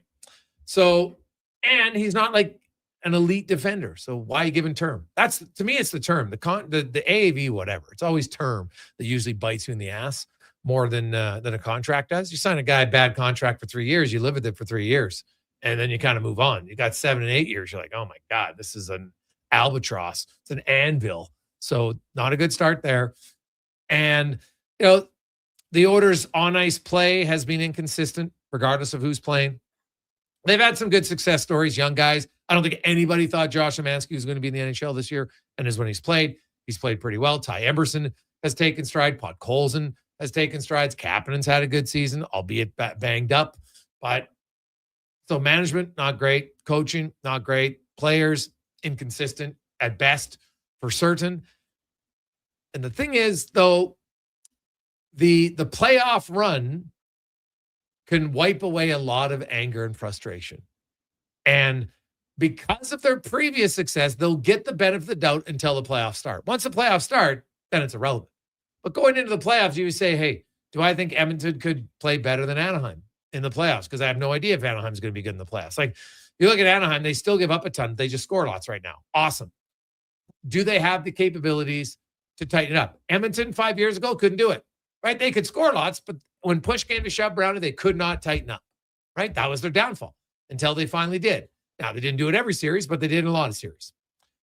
I look at Utah, same question. I don't know if they're going to be any good. And I say Utah because there's a chance you could face them in the opening round. Then you got Vegas. And now Vegas, they don't give up a ton. I still think they miss Pietrangelo more than anything, and Haig. And so Edmonton and Vegas have kind of mirrored each other this year in the sense that they thought they'd be better. They both have goaltending questions. So it'll come down to who do you trust more? And honestly, I have no idea. Like, I don't know which goaltender I would say, okay, well, you get Aiden Hill, you get Connor Ingram, you get Jari, you get Carter Hart, you get Calvin Pickard, you get Schmid. Like, honestly, it's nice. Like which one? If you were to draft, to say, oh, I'm going to draft one of those 6 goalies to play, and I'm most confident they're going to do well in the playoffs. I think if you ask 6 people, you'd get 6 different answers. Yeah, it's nice not to be the only one trying to figure it out, right? So, I mean, all of them have the potential, but, it'll be interesting to see when you talk about contracts and maybe, giving or taking away contracts or maybe not giving as long or as much. But Roslovic's got to be a guy, if you're watching what he's doing this year, I mean, he's obviously a good player. He's performing well. All arrows are pointing up, when they get into the playoffs, that he'll probably continue to perform. He's another guy that, will be interesting to see what happens to him. Does he stay? What type of term? How much money they give him? But you know what? Wallman, and for some of these, he performed, right? He performed, and that's all you can base it off of, really, last year. And I still think that, what's his name?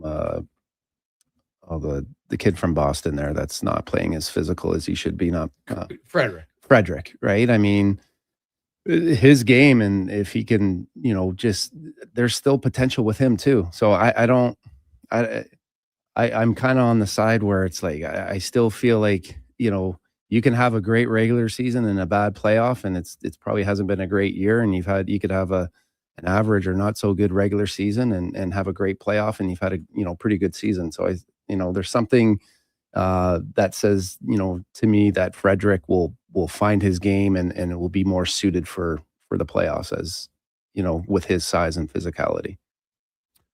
Well, yeah, he's got to get back in the lineup. But yeah, no, he could do it.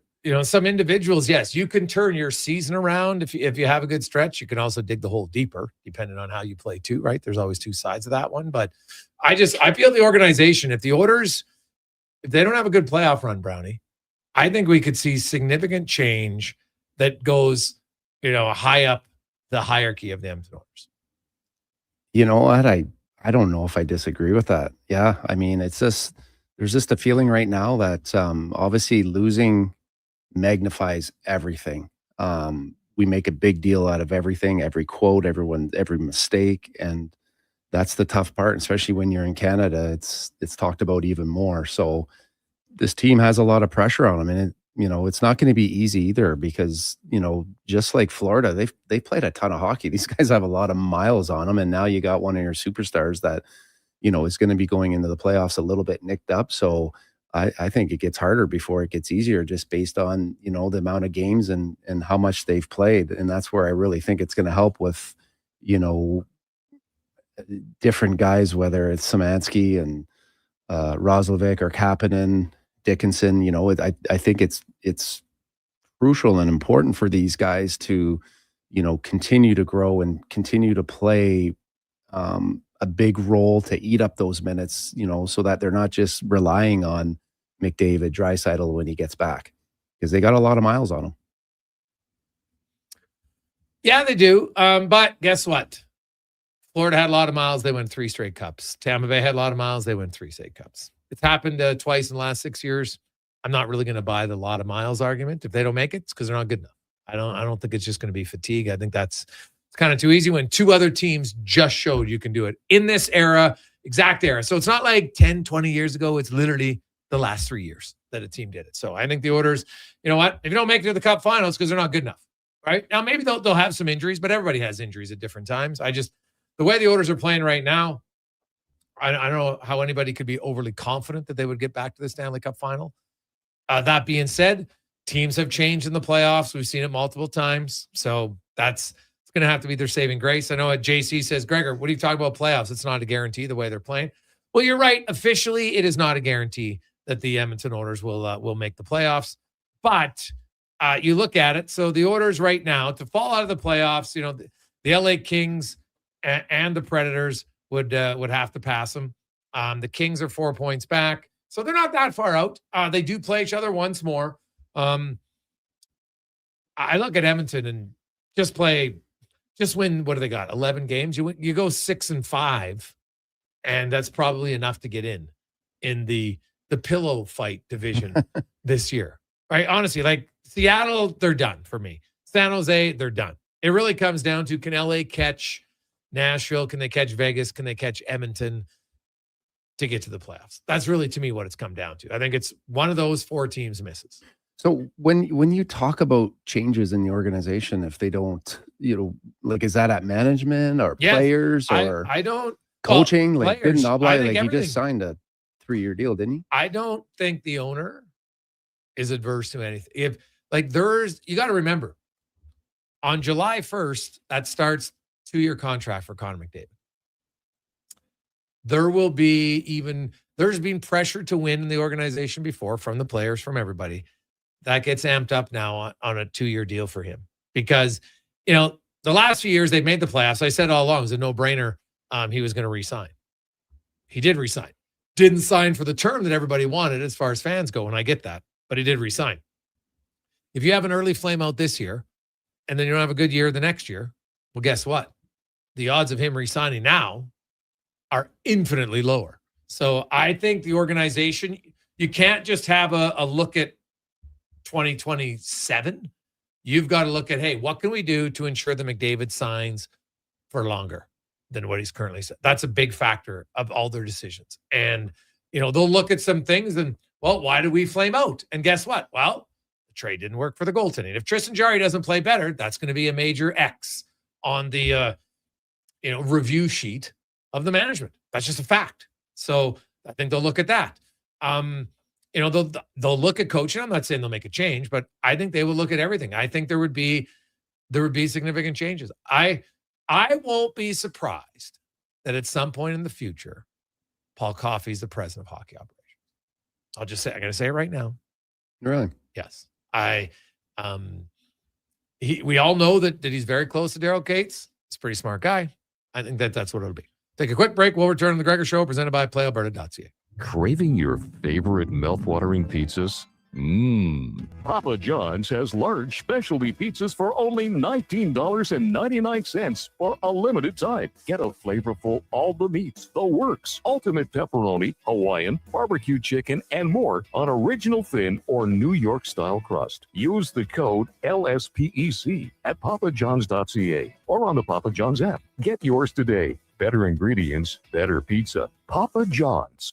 Legacy Heating and Cooling offers no payments and no interest for 1 year on your new furnace. So, when you wake up to no heat, call Legacy. Call Legacy. If you need it immediately with no overtime rates. If you need it immediately and want to combo it with AC. Call Legacy. Call Legacy. No payments and no interest for 1 year on your new furnace. It could only be Legacy Heating and Cooling. At On the Rocks, the party never stops. Check it out. Mondays, bingo tune. Tuesdays, tacos and tequila. Wednesdays, it's wings and karaoke. Shake what your mama gave ya with salsa lessons on Thursdays and the best Latin DJs. Plus, live music every Friday, Saturday, and Sunday, along with DJ Kenny K. Hold on, let's not forget $5 happy hour, 7 days a week. Your bar, your party. You're On the Rocks. On the Rocks. Jeff Brav and 118th. What if you could hire motivated, safety-trained youth with no risk and funding to support you? At Careers The Next Generation, we make hiring easy with funded internships across Alberta in trades, IT, forestry, and more. Interns are WCB covered, complete high school accredited safety trained, and arrive ready to contribute from day one. With 42% of RAP students completing their apprenticeship by age 22, you get skilled workers faster. Spots are filling up. Visit careersnextgen.ca today. Wow. Get ready for a silly hockey fans. Your partner in power just skated onto the ice. EWEL.ca, the new e-commerce website for electrical wholesalers Edmonton, is ready for the power play 24/7, 365. UL skates to where the puck will be in 5 years. Now that's forward thinking. Killer selection, slamming products from the best brands, and legendary service. Don't sit on the bench. Get your account today at EWEL.ca and win that project. Plug into your partner in power. Get an EWEL.ca account today. For over 60 years, the folks at Diablo Boots have been selling the best Canadian-made boots. Handcrafted in Winnipeg, Canada West makes the best quality cowboy, biker, and work boots for Diablo Boots with replaceable soles and heels. Why buy cheaper quality like Ariat, Justin, and Red Wing made in China when Canadian-made is better? Support Canada's workers and Diablo Boots for the best boots. So save on boots by Save On Foods. That's Diablo Boots, 3340 Gateway Boulevard on the east side of Save On Foods. Canada West and Diablo Boots, the two best names in the boots business. For 50 years, the Selby Group has been building trusted homes and strong communities. This year, we're celebrating that milestone with special events and anniversary promotions you won't want to miss. Discover Hillshire by Selby Group, beautifully designed homes in a community built for the way you live today. And coming this spring, move-in ready spec homes will be available. Your new home is waiting. Celebrate 50 years of Selby Group at Hillshire. Visit selvygroup.com or stop by Hillshire today. Is your business ready to grow? Not sure how? We have your solution. We are Stingray. Whether your customers are around the corner or across the country, Stingray connects you with radio to digital advertising, including connected TV, search and social, programmatic, digital advertising, and digital out of home. From idea to execution, we've got you covered. With creative and production, cross-platform integration, detailed reporting, and one-on-one support, it's the easy way to make your business grow. Get started now at stingraymediasolutions.com. This ad is presented by the United Conservative Caucus. The new Alberta-Ottawa energy deal will significantly expand Alberta's oil and gas production and create thousands of jobs, thanks to the leadership of Alberta's United Conservative MLAs. The consumer carbon tax is gone, the oil and gas production cap is eliminated, and the net zero electricity regulations are over. Let's keep Alberta strong and free. Visit unitedconservativecaucus.ca/surveys. Portions of this hour brought to you by Sherbrooke Liquor, the best place for wine, cocktails, and beers from all over the world. Also a variety of excellent non-alcoholic options. See more at SherbrookeLiquor.com. The Jason Gregor Show, the best of Edmonton sports talk and beyond. This is Sports 1440. Presented by PlayAlberta.ca, Alberta's only regulated online gambling website.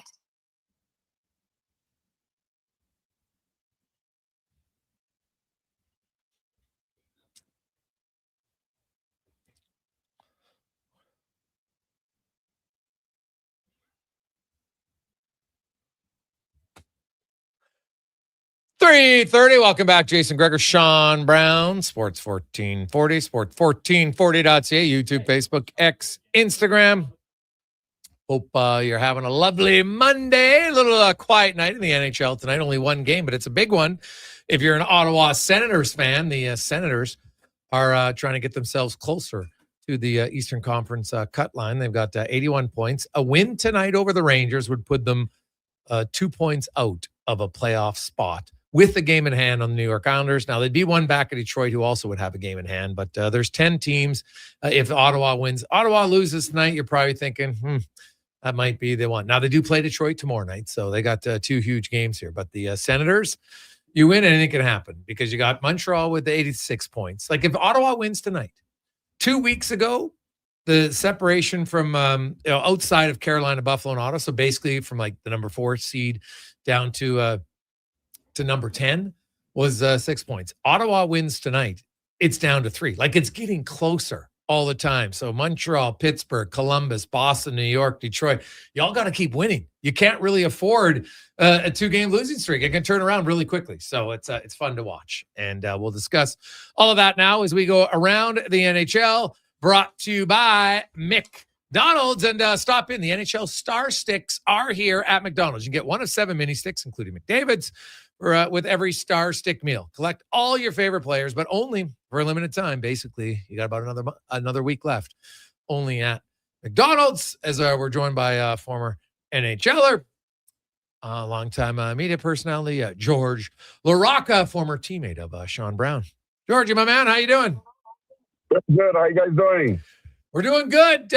George, let's start with in Montreal. Fans are fired up. There's something they haven't seen in a long time. They got a 40-goal scorer in Cole Caulfield, who just had the 5-point night and a hat trick on the weekend. And now he's chasing 50. The last guy to do it was Stefan Richer. For goodness, you weren't even drafted in the NHL yet, Georgie, when Richer had scored 50. Yeah, I know. People are so excited because they haven't seen this in a long time, the depth of scoring like this. What Suzuki's doing to also, close to 100-point season. They think he's going to do it. Caulfield obviously wants the 50. No, it's incredible how the rebuilding in Montreal worked out so good, and how much better, like, this team, the core of guys they have. And, Kent Hughes did a really good job to keep the core together and not trading away assets, to improve faster. And it's been paying off. They're very patient. And the trade deadline, I know that some people were frustrated, but again, he wants to keep those core guys together. Michael Age, the future of this team, he wants to keep all these assets. And then that for years to come, Montreal is going to be a force. Georgie, with all these players playing so well, Marty St. Louis had to make some tough choices on a veteran player like Gallagher. Maybe talk about him and his coaching and just his ability. It's not easy to make some of those tough decisions. Gallagher for years been the heart and soul of this team, and he still is. But the way Gallagher has success with his size, it's a hard-nosed game, going to the net, crash and banging and stuff. But over the years, his body has slowed down a bit, which is normal because he plays a big man's game and he's a small player. So that's why, sometimes he's going to have to do a rotation when everybody's healthy. But now with Josh Anderson and Kirby Dach that are hurt, then he doesn't have to do a rotation anymore. But once everybody's healthy, unfortunately for him, he's going to have to be in a rotation. And Gallagher understands that because, teams are getting physical more and more, and in the playoff, it's going to be more physical. So, he's a professional. He understands it. He's always going to be ready. But for now, anyway, with all the injuries, he's going to be in the lineup for a while. George, when you look at their goaltending in Montreal and really, around the league, there's a few teams, if the Islanders get in, they got a clear number 1 goalie for sure, but there's not a lot of them. Even like Buffalo's playing great kind of with shared goaltenders. when you look at the Habs, is there an obvious game one starter and an obvious series starter for you? The situation in net is weird in Montreal. It's very weird. And I think that you guys in Edmonton understand this problem more than anyone. It's just that in Montreal, the solution, who would have thought? Who would have thought that the solution would be they push Sam Montembeault aside, the number 2 goalie, Dobesh, becomes the number 1, and the number 2 goalie is your prospect, and number 1 goalie in the minors, Jacob Fowler. So now they're going to go with these 2 young guys until the end of the season, and they are doing the job. This is remarkable because who would have thought that Montembeault, a goalie that makes Team Canada, now is the 3rd goalie for the Canadian. They pushed them aside, and now they're riding with those 2 young guys, 1 and 2, till the end of the season, hoping they're going to bring into the playoffs. So as of now, if you ask me today who would start game 1 in the playoffs if the Canadian makes it, it would be Dobesh. But right now, there's a fight between him and Fowler to the end of the season to see who's going to deserve that spot. But obviously, Dobesh is ahead of Fowler for now, but who knows the way things could go until the season is end. But it's remarkable how Montembeault, that has been pushed aside, is probably going to be dealt in the off season. So it's been pretty interesting to see that those young guys in net, they seem to be dealing with pressure pretty good because Montreal, they have a history knowing their goalies. Montreal has a history with Price, with Theodore, Patrick, all these guys. The market of this goalie is very severe. And so far, Dobesh and Fowler has been handling very well. Georgie, the Oilers' last game against Tampa Bay, there was a lot more emotion, and there was actually a couple fights. Podkolzin and Murphy got into one. Maybe just talk about the toughness, not necessarily just having like a tough guy on the ice or a tough guy in the lineup and how important that is, but just, having team toughness and what that type of energy and, I'm assuming you understand the importance of having that and what it means. Hockey has changed so much and rightfully so because it's much safer than it used to be back then. So that's why team toughness is even more important because towards the end of the season like this, where people play playoff hockey and it's getting more and more physical and coming to the playoff, it's important to show that a team, you stick together and then you go to war together and you all rely on one another. The best example of that is, look what happened with Toronto when, Gudas is hurting Matthews, the captain, and nobody reacted. And, that shows you a team that is broken. You cannot win with a team that is broken, and you can't make the playoff, and you can't win in the playoff. So, obviously, the Oilers, and I'm going to attribute that to up and down because of the goalie situation. Despite that, this team sticks together. They're showing everyone around the league that if you take liberty against one of our guys, and not just that, if you do a clean hit against one of our star guys, because that now we're punishing clean hit, even if it's clean, because we want to react. Don't go so hard on the hard guys if you want to hit them. So I love that. And Podkolzin, that guy's a tank. He is unbelievable. And, the season that he has this year, we've seen him, how aggressive that he could be, how underrated that he is. And now I think people appreciate him more and more because of what he brings to the table with physicality. But that's awesome.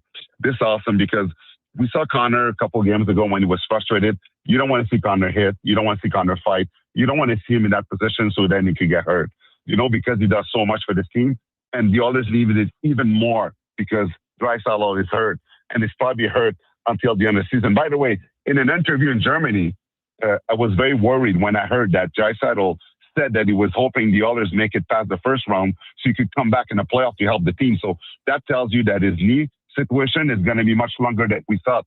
So we need Connor more. So to need Connor more, the team toughness is even more important because you don't want it to come from Connor. We need Connor to score, but we need the other guy to bring the physicality and make sure that the whole team is well respected. So the team bonding in Edmonton and everything that we've seen is very good. And that's something that is awesome to see. George Larac joined us. That being said, George, were you surprised? Matthew Tkachuk didn't play the first game this year in Florida. He was injured. He beat the Oilers twice. He was mounting off Draisaitl in the Olympics. They were chanting. Brad Marchand was wearing an "Order Suck" pin after they beat them. Are you surprised that there was like no pushback at all in that game against Florida last week?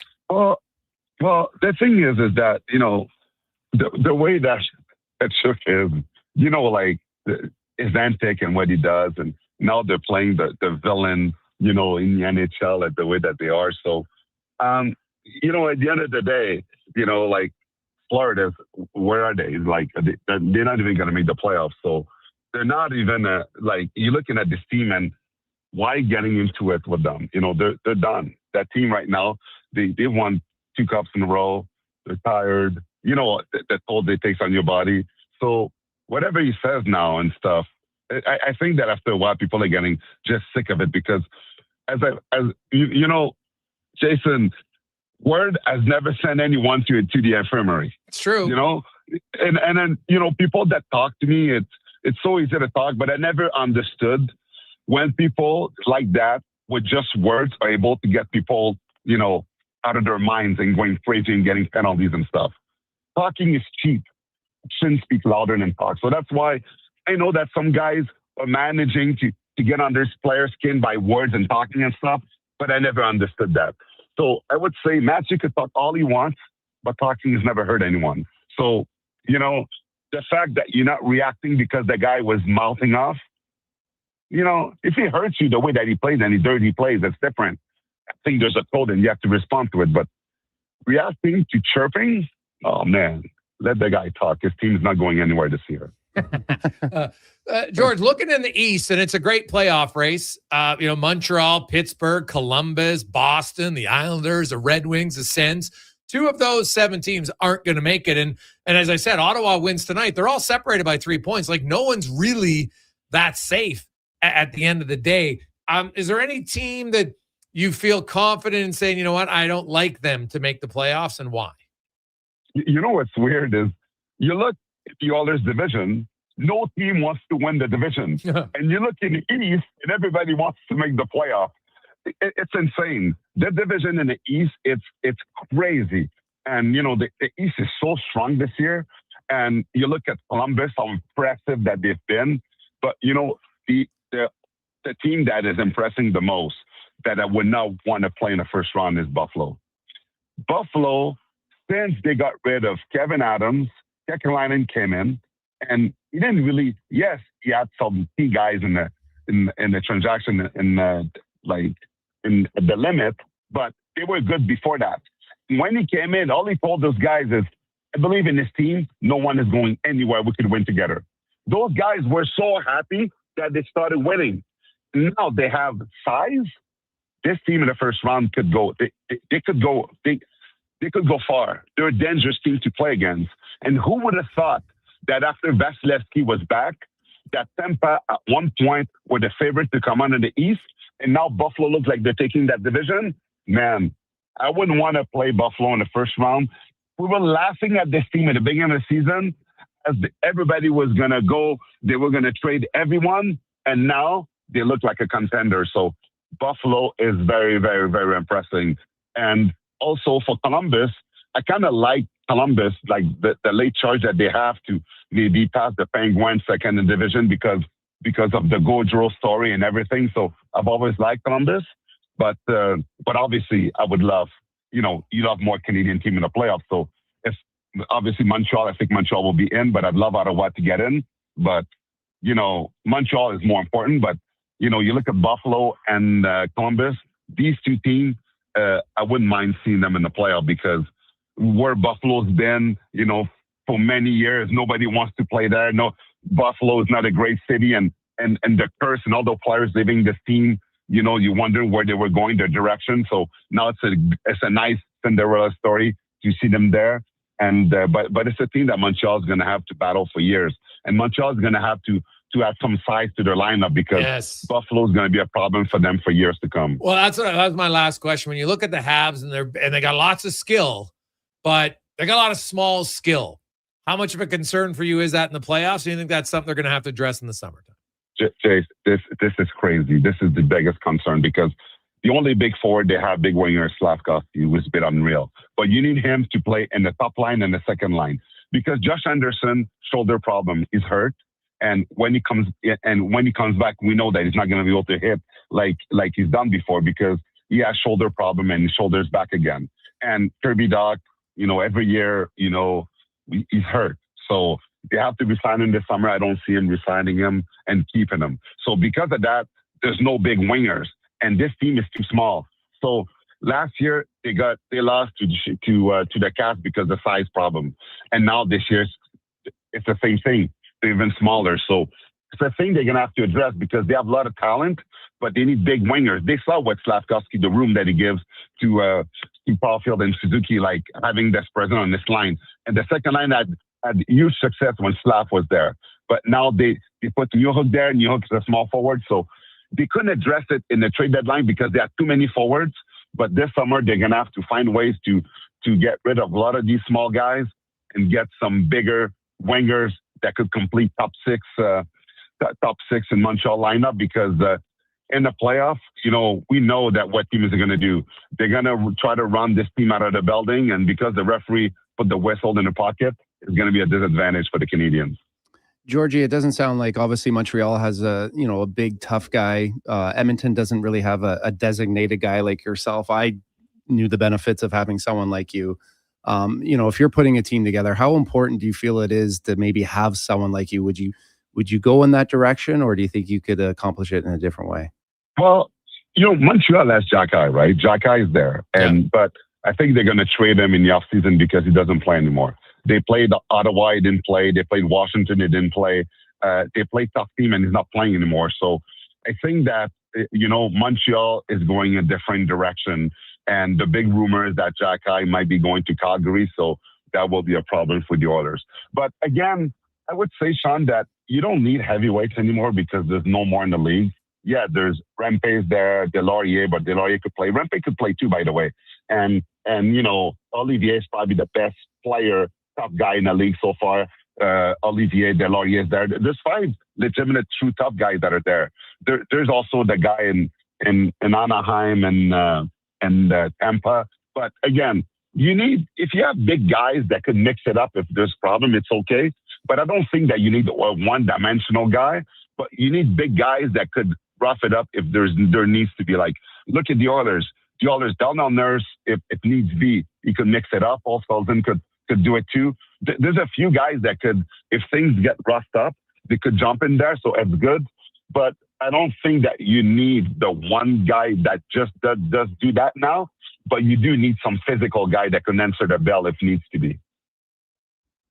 George, always good to catch up with you, buddy. Enjoy the next few weeks. It'll be a great run to the playoffs here. No team's really safe yet out of those 7. Should be a lot of fun.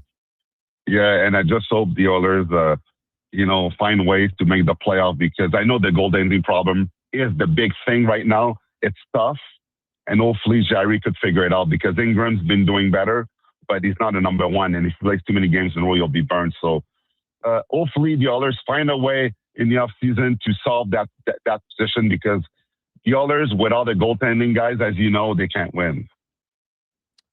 Yeah, well, hey, you need some goaltenders, no question. Georgie, good to talk to you, buddy. We'll do it again soon. Anytime. Thank you. There you go. That's George Larocque. Quick break. We'll return. It's a Gregor Show presented by PlayAlberta.ca. Got a car you're ready to part with? Find out what it's worth. Fast, easy, and totally free at Go Auto. We're talking top dollar trade-ins, whether it's a little worn or still rocking that new car smell. Just a few clicks, and boom, you've got your value. Text value to 780-777-7777 to start. That's value to 780 all sevens. Why guess what it's worth? Let Go Auto show you the money. At Fountain Tire, the savings come in 3s. Up to 25% off select tires, a mail-in rebate of up to $100 off a set of 4 select tires, and $50 off $150 service. We're basically the BLT of savings. Until April 25th. Restrictions apply. Book today. Craving your favorite mouth-watering pizzas? Papa John's has large specialty pizzas for only $19.99 for a limited time. Get a flavorful all the meats, the works, ultimate pepperoni, Hawaiian, barbecue chicken, and more on original thin or New York style crust. Use the code LSPEC at papajohns.ca or on the Papa John's app. Get yours today. Better ingredients, better pizza. Papa John's. At GS Construction, every winter plan becomes a spring project. Every repaired line and every improved system is how we build the next chapter of Edmonton's infrastructure. And we can't do that without the best and the brightest in the field. That's why right now, GS Construction is looking to hire experienced top men, pipe layers, and operators who can step in and hit the ground running. With a people-first mentality, career growth, and comprehensive benefits, why would you want to work anywhere else? To apply, visit gsconstruction.ca. Don't let equipment failure stop you cold. At AWS Welding in Nisku, our factory-trained service techs are on hand for all welding equipment repairs. We're a fully warranted center for Miller, Lincoln, and ESAB. And we service all makes and models. Proper, regular service extends the life of your gear and keeps it running at peak capacity. Don't wait for a breakdown. Book your service appointment today at 780-979-0470. AWS Welding. We make it happen. Summer, it's coming. An unstoppable force that will turn your home into the Sweatbox. Don't live in a summer blockbuster. Pro Solutions is your one-call-solves-it-all expert for AC repairs, tune-ups, and new installations. With fast appointments and flexible financing, we'll make sure your home story has a comfortable ending. AC season is coming soon, so book today. Lock in pre-season pricing today. Visit prosolutionsinc.ca to schedule your service today. This is your moment to come on down and play for your chance to win over $300,000 in prizes. But that's not all. Buy more, save more on select major appliances. Up to $1,000 off. Save up to 40% on select mattresses and up to 25% on furniture. Plus, this Saturday, play for up to $1,000 off your purchase. Everyone who plays is a winner. See in store for details. The Brick, saving you more. Every goal, every Selly. The place to cheer on your favorite team is Selly's Sports Bar and Lounge. Never a bad seat in the house with all games on tons of big screens. And Selly's menu, top shelf. Plus, check out the game night food and drink features. And don't miss the excitement of Oilers watch parties all season long. Experience Selly's Sports Bar and Lounge at all 3 Century Casino locations. Edmonton, St. Albert, and Century Mile. Every day is game day at Century Casino. Budget 2026 is focused on what matters to Central Alberta, like 10 new school projects for a total of 27 underway, redeveloping Red Deer Regional Hospital and investing in more rural family physicians, expanding trades education at Olds College and upgrading facilities at Lakeland College, twinning Highway 11 and expanding Red Deer Regional Airport, all while keeping taxes low and growing the economy. For more details, visit alberta.ca/budget. A message from the Government of Alberta.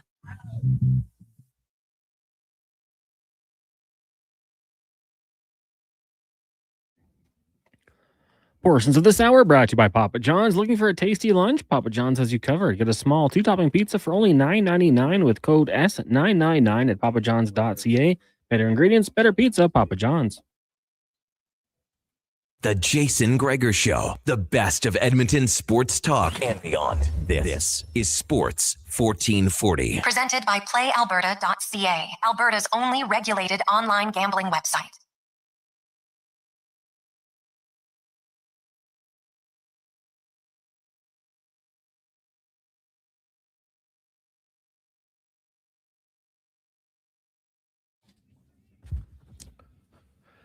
.354, welcome back. Jason Gregor, Connor Howling, Sports 1440, sports1440.ca. Let's get to 5 questions brought to you by The Brick. Furniture, mattresses, appliances, big screen TVs, hey, even coffee tables. I got it all at The Brick and thebrick.com. It's time for 5 questions on the Jason Gregor Show.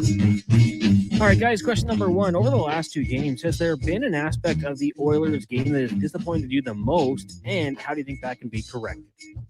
I'll say the time and space in the defensive zone is just, in the neutral zone as well, of just trying to make it a little bit harder for teams to get in your zone. And I think if you do that, obviously you spend less time and your better players spend more time, have more energy for offense. How you correct it? I mean that it's that's the $1 million question. Obviously having your defenseman follow up the play, and it starts with your neutral zone and the offensive blue line gap, right? So taking away time and space and in those areas will create a little bit more turnovers. Oh man. The Florida game bothered me way more than the Tampa Bay game. I thought the Tampa Bay game was there right in it, and basically a crossbar away from tying the game. And the disappointment for me, I thought there was way too many offensive zone turnovers in both games by the Oilers. I didn't like their puck management at all. Question number 2: if you were picking today, who do you think meets in the Stanley Cup final? Go ahead, Gregor. Well, Tampa would probably be my choice out of the East. And the West, if I was picking today, I would go Dallas. Ooh. I would probably go I'm going to go in the West. I will go Colorado. And then maybe the East, we'll say Buffalo. That'd be interesting. Question number 3. The Jays today giving GM Ross Atkins a 5-year extension. Schneider got 2 years as well. We know for the team, they came as close as you could to winning a World Series without doing so. But when you look at Atkins, his tenure, I mean, not long ago, fans wanted him gone. What have you made of his time with the Jays? Yeah, I just find that amazing. It seemed like just yesterday they wanted him gone. At different times through the season, you want Schneider gone. I guess that's kind of par for course for every sports organization. He's been there 16 years. Is that right? By Ross Atkins? I don't know if it doesn't seem like it's been 16 years if it has been, but 2015, I think was the. Okay, so it's only 10 years. Yeah, came over from Cleveland. Okay. Yeah. Well, they've made it the playoffs, what? 5 times? 6 in the he came over after they made the playoffs. Did he not? I believe so, yeah. Yeah, okay. So he's made the playoffs 4 times. Made it to the World Series. Yeah, you know what? Like the 17, 18, 19 wasn't good. They weren't overly competitive, not really close. I don't even think they were 500 teams that year. So they kind of retooled from their good teams, and then it was a slow buildup. And you don't win, so you can't give them an A+, but they've been pretty competitive for the most part. They spend lots of. I'd probably give them I'm only going to give them a B. I'm going to give them a B+. Really, I it's got to be somewhat tough. I mean, they're the only Canadian team, and it seems like it's hard to always find talent. And he brings in and brings in good players. So I'll give him a pass for sure. Question number 4: former number 1 overall pick Markel Fultz signing a 10-day contract with the Toronto Raptors. Give me one former number 1 overall pick, any sport that didn't have the career path that you thought they would. I'll go with Alexander Dag. Obviously talented. Had a chance to play against them. Obviously with the hype and being Canadian, obviously didn't reach his full potential. There's actually a good documentary on him, which I found really good for any young athlete out there. But yeah, he's probably someone that didn't quite make it. Different eras of my life. I remember I was really kind of into sports and watching a ton. Danny Manning, if you go back, I always thought Danny Manning was going to be a better player than he was. And then if I go kind of in this era, now he never should have went number 1 overall, but I followed it. But Anthony Bennett did like a whole lot of nothing. The Canadian who was drafted 1st overall by the Cavaliers in 13. I think it was. That was because we had Canadians back to back, right? 13. Wiggins was 14. Cons, I'm pretty sure it was 13 and 14. But yeah, I'll go with him. Markel Fultz, man. Like that guy was drafted almost like a decade ago, was he not? Been a while, yeah. Wow. So, It's funny to go back and look at that Anthony Bennett draft, though. How did Giannis make it to 15? Yeah. Greg Oden was the one guy, right? Like the big guy. Now, unfortunately, got injured, and there's lots of injuries for him. And that's why the big man at number 1, man, that's always a risk, right? Always a risk. Like you look at like DeAndre Ayton's okay player, but not a number 1 overall pick, right? But you look at, even Zion, right? Like I know Struddy's somewhere, like God, Struddy loves Zion, Cons for years. Like he just thought he was going to be the greatest guy ever. But if you look at since then, Anthony Edwards, Cade Cunningham, Victor Wembanyama, pretty good. Now, in that time though, what do you make of Paolo Banchero's career early on, Cons? Been pretty good, hasn't it? Yeah, it's been all right. Yeah, like he's not in the Edwards Cunningham department, but pretty good. So probably a little too early on the guy for the Hawks there in 24. I can't even say his last name. Resacher. So I'm not. Declan's giving a thumbs down on him. Yeah, I didn't think he was that good. Now he's only had 2 years, but sometimes that can be enough. But Zion would have been a good one. Like, didn't they have to teach that guy to like rerun? Like, he had a ton of injuries, right? Well, he was just pretty thick. Yeah, like right? I thought he was. I remember that. Blew up I thought he was shoe when he dunked. I thought he was going to be like the next. He was very powerful, but extremely powerful. I don't know if his. You always wondered, like maybe he just had the body type that didn't look like it, but he just looked like he was always like right on that line of, well, do I have another burger? Hey, didn't you have Shaq in here? Not in studio, no. I interviewed him at the. Isn't he? He's a huge man, but not the biggest guy I've ever interviewed. Really? Tallest, yes, but the Mountain was the biggest man I saw, like straight up. Now he's younger too at that time. Like Shaquille O'Neal in his prime probably would have been different, right? But Shaq's moving a little bit slower. But the Mountain was 440 pounds, Brownie, of rock solid. Oh, really? 440, 6'9", 440. That is. Like he was and we had lunch together. So maybe it's different. I spent more time with him. We had lunch. I never seen a human being eat that much at lunch. I was just like, oh. But we were talking about it. He's like, yeah, I got to eat a lot of food, right? Because when you're 440 pounds in those world's strongest man competitions, like you're moving around boulders, like literally boulders. Like it is crazy. Just how big he was, like everywhere, arms, forearms, hands, like everything was massive. Where did you see him? He was in town at Hart. On the south side on 23rd Ave, and a friend of mine, Layla, she was a representative, and so he was promoting an Icelandic vodka, and so she invited me down. Hey, do you want to do an interview with him? I'm like, yeah, for sure. So, no, everything was great about the interview. Really good guy. Just I chose to wear a vest that day in the summertime, and that was a bad decision because we took a picture and I looked like a ventriloquist dummy. Well, that's the thing. When I never looked like, dude, I show you the picture. I never I'm 6 feet, average size guy. Never felt small really. Yeah. And I've been around like, big guys in the locker room, but never like that. He was where you're just like, God, I feel like a child beside this man. That's where I felt like Shaq and those guys. Like some of them are really big, but their bodies just look out of proportion. Yeah. But with Shaq, last time I seen him, his body was proportional. Oh, he's big dude. Like we were actually in LA because we practiced and shared the same facility as the Lakers. So I asked the security guy if I could go in and say hi to Shaq, and he was hurt or something. So he was doing some rehab in the pool. And so I walk up to him and he was in the pool and he's getting out and he just kept getting bigger and bigger. And then he swallowed my hand. I was just like, holy Jesus. Yeah. And you're what, 6'3"? Yeah. Like Matt O'Donnell played, for the he was 6'11", big dude, but he was like 320, which is still a huge man.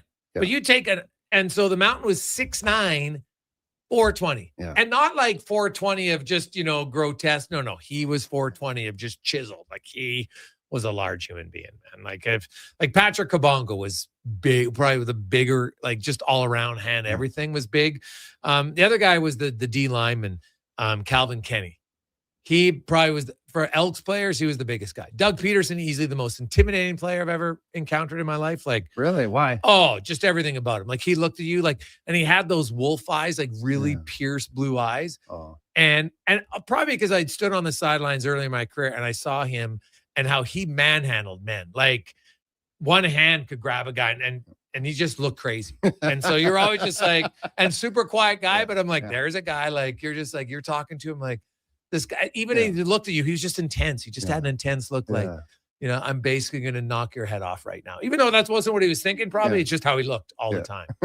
So he was an intimidating human for sure. So, final question, guys. On this day in 1999, Livin' La Vida Loca was released by Ricky Martin. Obviously, I'm sure you guys know, got people on the dance floor. If you had to pick 3 songs to get the party started, what would they be? Oh, 3 songs. Since I was the DJ this weekend for a short period of time, Ooh. I'll go Jump Around. Oh, that is a good one. House of Pain. I got to pull up my list here. You got your set list there?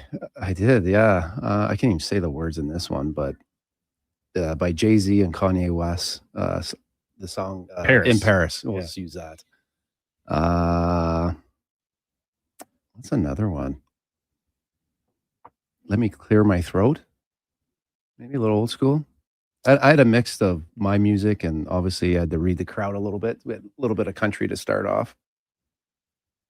Country, all right. Well, see, that's dependent. Like if you're gonna get a country song, there's different, right? But so I'm just like a dance party, or you're gonna get people on the, lots of people. If you don't know how to two-step, you don't really get on the dance floor. Most people can get out there and be like, "Hey, dude, no one's really watching. You just get on the dance floor, just cut a rug. Just hopefully everyone's out there. Yeah, do whatever you're doing. Kind of get in the middle. No one's gonna Yeah, see you, and who really cares? Most people, they're not looking at the other people for the most part. They're just trying to survive on their own.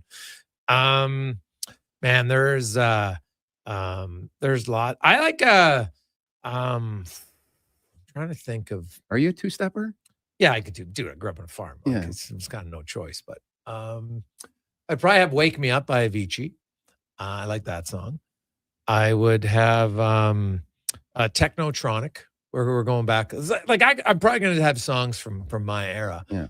And another song only because and I've told the story before, but one of my good buddies who wasn't a real dancer, when you played Poker Face by Lady Gaga, he got on the dance floor. So to me, if that gets the op man on the dance floor, it's going to get most people on the dance floor. So, and it's a sick tune.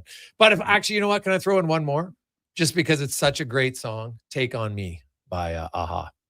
Oh, really? You don't know that song? I think I do, but Yeah. So it's a good one. There's lots of, depends on kind of what you're like. I know Strutty's screaming at the radio right now. Come on, where's ABBA? You need an ABBA song, right? Like Dancing Queen. Sure. It's a good song, but wouldn't be on my playlist. So, well, the people that I was with this weekend, they were feeling it. It didn't take that much to get out there. Hey, boys, 50 Cent in the club. Oh, good song. Oh, yeah. Really good song, buddy. It's going to get people out there. Why not? Brownie, have a good one. By this time next Monday, Oilers have 3 big games: Utah, Vegas, Anaheim. How many wins this week? Oh man, I don't have a good feeling where they're at right now.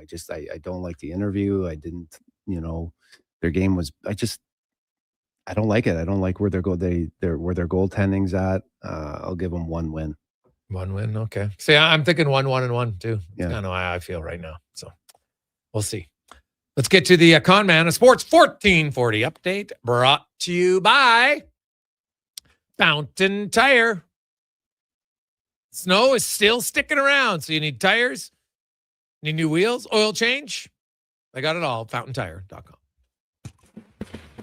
This is a Sports 1440 update. Just one game tonight in the NHL. 5:30 Sens taking on the Rangers in the association. The Raptors back in action.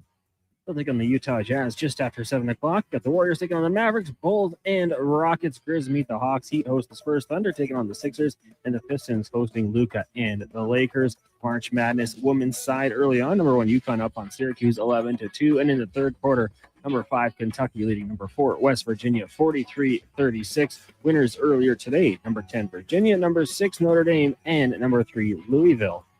Toronto Blue Jays announcing contract extensions for both GM Ross Atkins and manager John Schneider earlier today. Atkins reaching a 5-year deal, which will run through the 2031 season. Schneider, who's also in the last year of his deal, signed a 2-year extension. From the NFL, Kansas City Chiefs signing tight end Travis Kelce to a 3-year extension worth $54.7 million. And at the Miami Open, Canada's Victoria Mboko earned a 4th-round win over Russia's Mira Andreeva. Earlier today, she'll advance to the quarterfinals. Tomorrow, she'll take on Carolina Pliskova. Coming up in hour 3 of the Jason Gregor Show, we'll hear the oil report, the stat of the day, and talk some Bruins with Jimmy Murphy. I'm Connor Halley. This has been a Sports 1440 update. Sports 1440, Stingray Radio Station. CKJR broadcasts from West Edmonton Mall and Wetaskiwin. Download the free Stingray music app and listen wherever you go. Legacy Heating and Cooling is the #1 heating and cooling company for people who want heating and cooling, because you'll save a bundle by bundling. Then you can use hot, cold, hot, cold. Come on, thermostat, do what you're told. Turn up the heat, turn up the cold, to the vents start pushing out tornadoes. Bundle my furnace with some AC. Gonna get a new from Legacy. Oh, yeah. Save a bundle when you bundle your new furnace and AC from Legacy today. Plus no payments and no interest for 1 year. That's how you build your legacy. Legacy Heating and Cooling. Craving your favorite mouth-watering pizzas? Papa John's has large specialty pizzas for only $19.99 for a limited time. Get a flavorful all the meats, the works, ultimate pepperoni, Hawaiian, barbecue chicken, and more on original thin or New York style crust. Use the code LSPEC at papajohns.ca or on the Papa John's app. Get yours today. Better ingredients, better pizza. Papa John's. It's like a locker room, minus the smell. Ew. Kevin Carius brings the banter, the buzz, and the bold sports talk. Weekday Highland mornings Sports from 1440 7 to 11. At 3 o'clock. Welcome back, Jason Gregor, Connor, Highland Sports 1440 Sports. Hi, Mike here from Northgate Chevrolet Buick GMC. Alberta. We're the #1 dealer in the world. Just kidding. If we were, would you care? We're the #1 dealer in Canada. Still kidding. You probably still Sean don't Brown. care. Tell you what you will care about, our March Madness sale going on right Alberta.ca. now. Discounts up to $30,000. And the grand opening of our Autoplex, a massive indoor showroom. Welcome back, Jason Gregor, titles, Connor Howling, no Sports iPads, 1440, no Sports trips to Vegas, 1440.ca. no Let's get to hockey 5 jerseys, just a really good 1440, deal. Sports Stop in 40, and see us Sports today, 40, 13215 97th Sports Street, or visit us 1440.ca. online Let's at get to 5 northgategm.com. questions, bro. Welcome back, Jason Gregor, Connor Howling, Sports 1440, Sports 14. Junior Hockey League champions, the Spruce Grove Saints, are excited to be back on the ice at the brand new Thompson Family Arena. Be part of the action and enjoy some of the best junior hockey Canada has to offer by experiencing a Saints game for your next outing. Tickets range from $10 to $17 with free parking and some of the best food and drink specials in town. For more information on tickets and how you can become a partner, go to sgsaints.ca. Scott McGilvery here, HGTV host and renovation expert. The one upgrade I know homeowners will love: better, fresher Culligan water straight from the tap. Culligan's Aquacentral reverse osmosis filtration system takes your water to the next level. With up to 7 stages of filtration and 14 filter options, they're certified to reduce over 90 contaminants. Your tap water is about to get a major upgrade. Safer water that tastes great. Get started with a free in-home water test at Culligan.com. Culligan, water you love. Portions of this hour brought to you by Leading Edge Physio. From weekend warriors to professional athletes, kids playing soccer to grandparents in the garden, rotator cuff tears and tendonitis to post-surgical knees and hips. We fix your body. Life shouldn't hurt. LeadingEdgePhysio.com. The Jason Gregor Show, the best of Edmonton sports talk and beyond. This is Sports 1440. Presented by PlayAlberta.ca, Alberta's only regulated online gambling website.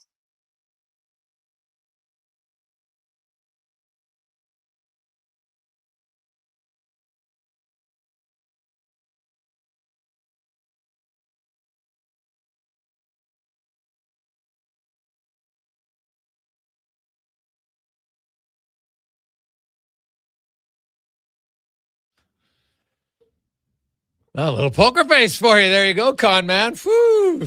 Oh, guarantee somewhere ops is if he's driving his car on the way to Sobeys right now, he'll be dancing for sure. For sure. Welcome back. A lovely Monday afternoon on the Gregor Show, presented by PlayAlberta.ca. Coming up later on, Speck is going to join us from Utah. We also have Jimmy Murphy joining us as the Boston Bruins. I'll tell you right now, when you look at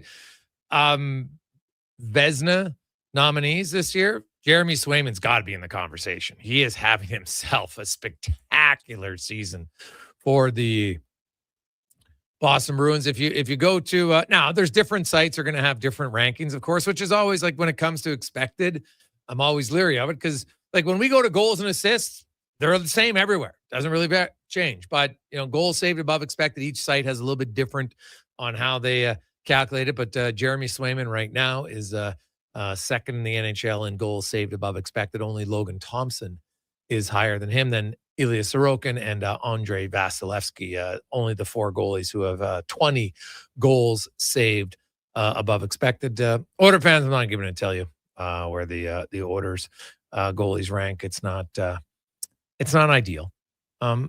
It's maybe not as terrible as you would think, but it's also not ideal at all. So you would like someone to be a little bit better. They have but the order first goalie ranked man, you got to scroll down a long way. Connor Ingram is a -2 goals saved above expected. Pickers at -3.5, Jari's at -3.7.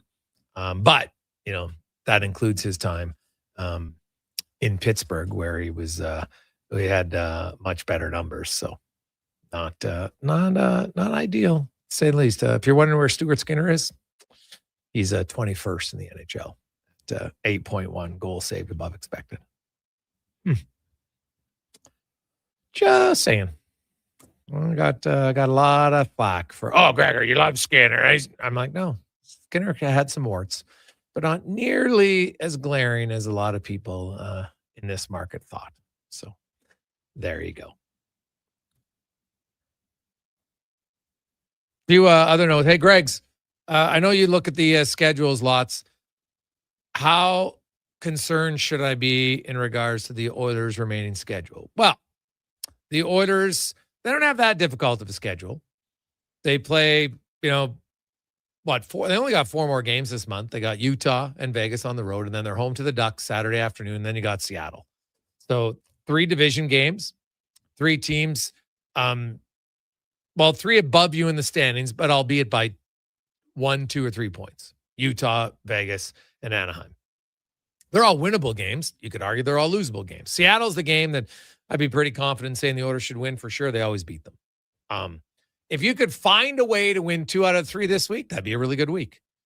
Utah will not be an easy game. Vegas. Now, the Oilers did win in Vegas earlier this month, right? Didn't have a lot of shots in that game, and that's kind of the MO. Vegas, did you know that in the month of March, Vegas has the fewest shots against in the NHL at 21.7. They just don't give up a ton of shots. But if you look at their goaltending in the month of March, just the month of March, because I'm a big believer in kind of what are you doing for me lately? And Vegas, remember, number 1 in shots against. Where do they rank in goals against per game? 14th. So not terrible at 2.92. The Edmonton Oilers, not good. Almost a full goal ahead more. Like the Oilers, their goals against here in the month of March is not good. So there's no team that, like Seattle, worse than the Oilers. So that's why I think they could beat Seattle for sure. But yeah, you probably have a slight concern. There's no easy games. When you're the Edmonton Oilers and you're kind of the epitome of inconsistency and you don't have Leon Draisaitl, heck, if the Oilers can go 2-2 this month, that would probably be pretty good. Then they have Chicago. That's a winnable game. Vegas at home. And like the Oilers have actually beaten Vegas 8 of their last 9 games. Then you're on the road again in Utah, San Jose, LA. San Jose at that point, I think, the bloom will be off the rose. I think they're starting to fade right now. They'll try hard, but they'll be a team that I think is beatable, right? You've got the Sharks, and then you got the Canucks, your last game of the season. Like, imagine if you have to win that game. My God, if you can't beat the Canucks in the last game of the regular season, then you don't deserve to get in the playoffs. It's that simple. So Edmonton's schedule is okay. It's not easy by any stretch, but it's not filled with, you got Vegas, and you have 1 game against Colorado. The Avs might have nothing to play for when they face the Oilers on the 13th. Will they be resting players? I have no idea. It's their final, they got 2 games. It's their second final game of the year. The way Colorado's going right now, they probably could have first place locked up by then, so they might be resting some guys. So that might be a little bit of a benefit for you. The LA Kings should be desperate. They'll probably be hanging around, maybe in a playoff race. So the good news is you're facing a lot of the teams that you want to beat. So I don't mind the Oilers schedule. It's not overly hard, but it's not easy because the Oilers are not a consistent team. So I can't say anything about them is overly easy. This just coming in, and not a surprise. This we talked about before, Connor. When people said, the Kraken, they're going to have to do very well because they're going to compete against the NBA.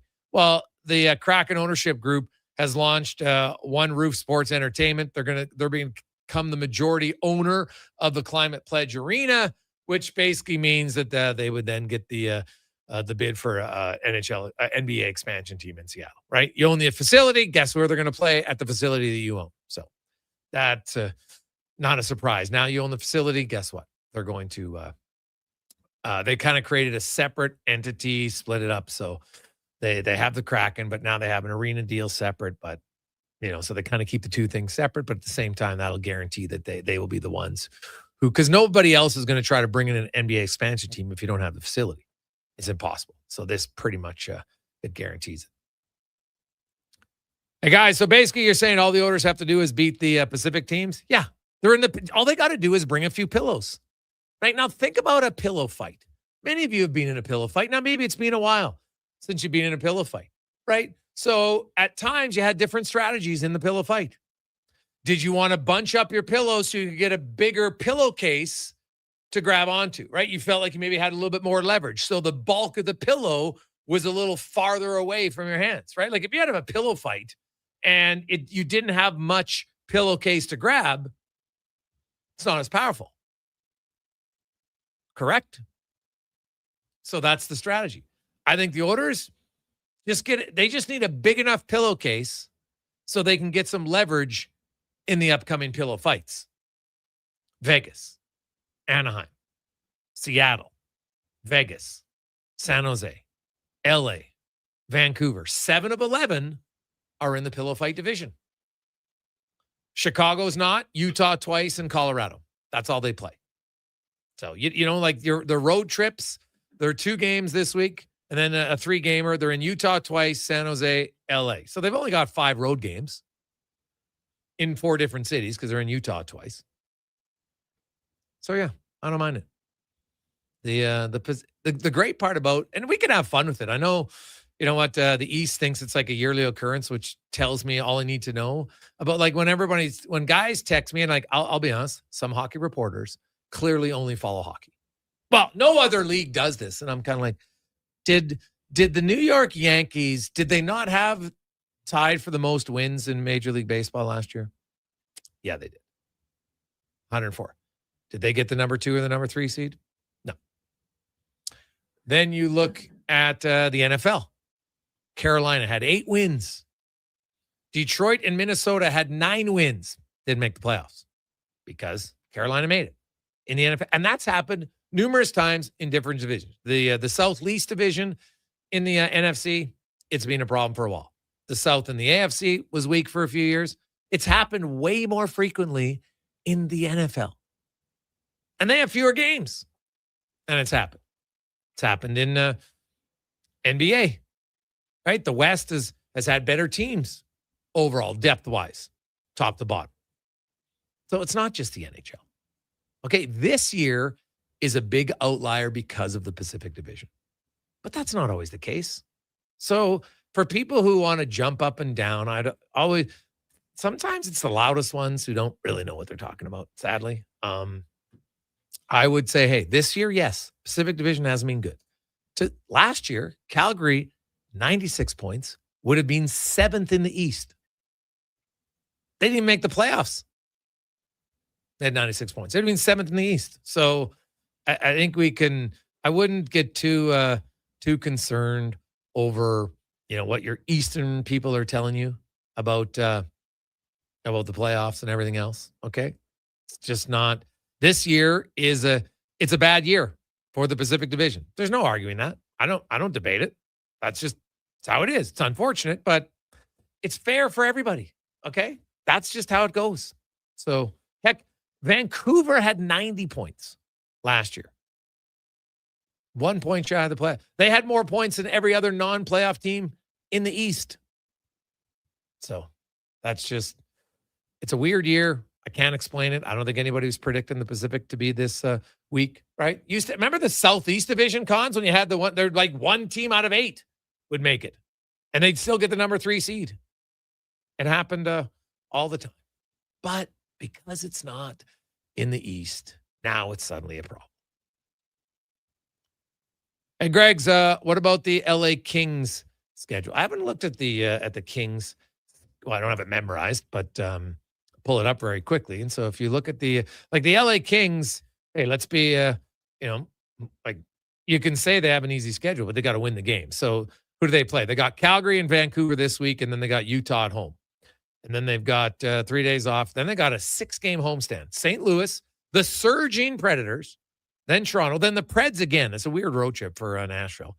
Then Vancouver in the order. So you're right. They got the Blues, non-playoff team, Toronto, non-playoff team, Vancouver 3 times, Flames twice. So yeah, the Kings' schedule definitely favors them, no doubt. But they got to win the games. So yes, they could push here for sure. So yeah, the Kings' schedule on paper definitely looks easier. It's a very fair point. We'll take a quick break. We'll come back. And we'll go out to the East where, man, the race just keeps getting closer. 2 weeks ago, 6 points separated. 4th place to 10th place. Now it's down to 3 if Ottawa can win tonight. We'll discuss it on the Gregor Show, presented by PlayAlberta.ca. Need a new ride for road trips, errands, or just life on the go? Go Auto offers a massive selection with over 15,000 new and used vehicles to choose from. With over 70 locations across Western Canada, finding your next ride has never been easier. Whether it's a roomy SUV for the family, a sleek car for the open road, or a rugged truck for your weekend adventures, you'll find it here at a price you'll love. Explore thousands of vehicles today at goauto.ca. Legacy Heating and Cooling offers no payments and no interest for 1 year on your new furnace. So when you wake up to no heat, call Legacy. If you need it immediately with no overtime rates. If you need it immediately and want to combo it with AC. Call Legacy. No payments and no interest for 1 year on your new furnace. It could only be Legacy Heating and Cooling. At On the Rocks, the party never stops. Check it out. Mondays, bingo tunes. Tuesdays, tacos and tequila. Wednesdays, it's wings and karaoke. Shake what your mama gave ya with salsa lessons on Thursdays and the best Latin DJs. Plus, live music every Friday, Saturday, and Sunday, along with DJ Kenny K. Hold on, let's not forget $5 happy hour, 7 days a week. Your bar, your party. You're On the Rocks. On the Rocks. Just West Brab and 118th.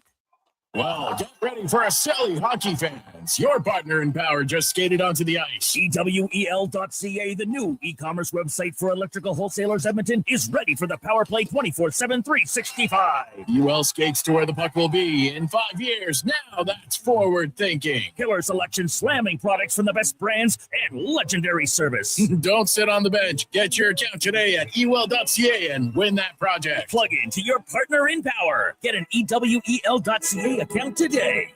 NHL Star Sticks are back at McDonald's, and we're celebrating by going bigger. Make that smaller, way smaller than ever before.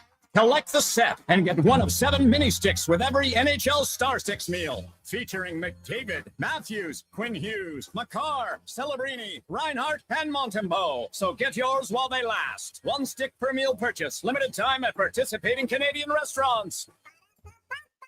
You see it? Fusion Promo Marketing can make it. Fusion makes high-quality, memorable promotional products for businesses, sports teams, and corporate events. From vision to reality, get noticed and remembered. Fusion with a Z. Promomarketing.ca. Heard of Uline? You know, the have-it-all in-stock, ready-to-deliver shipping and industrial supply specialists. The company that does things for you that are unheard of, like keeping 41,000 items in stock in our own warehouses. With customer service reps on the line to get you what you need, when you need it, 24/7, 365, every time. Maybe you heard it here first. Want to hear more? Visit uline.ca. ULINE, your shipping and industrial supply specialists.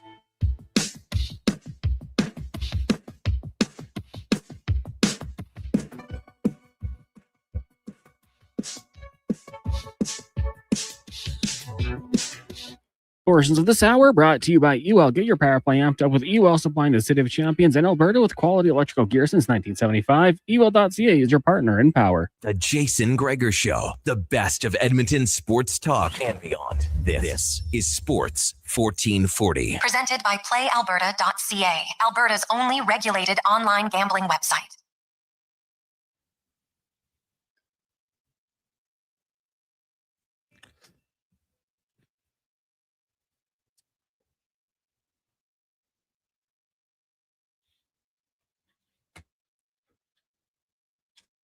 Oh, it's a classic tune, buddy.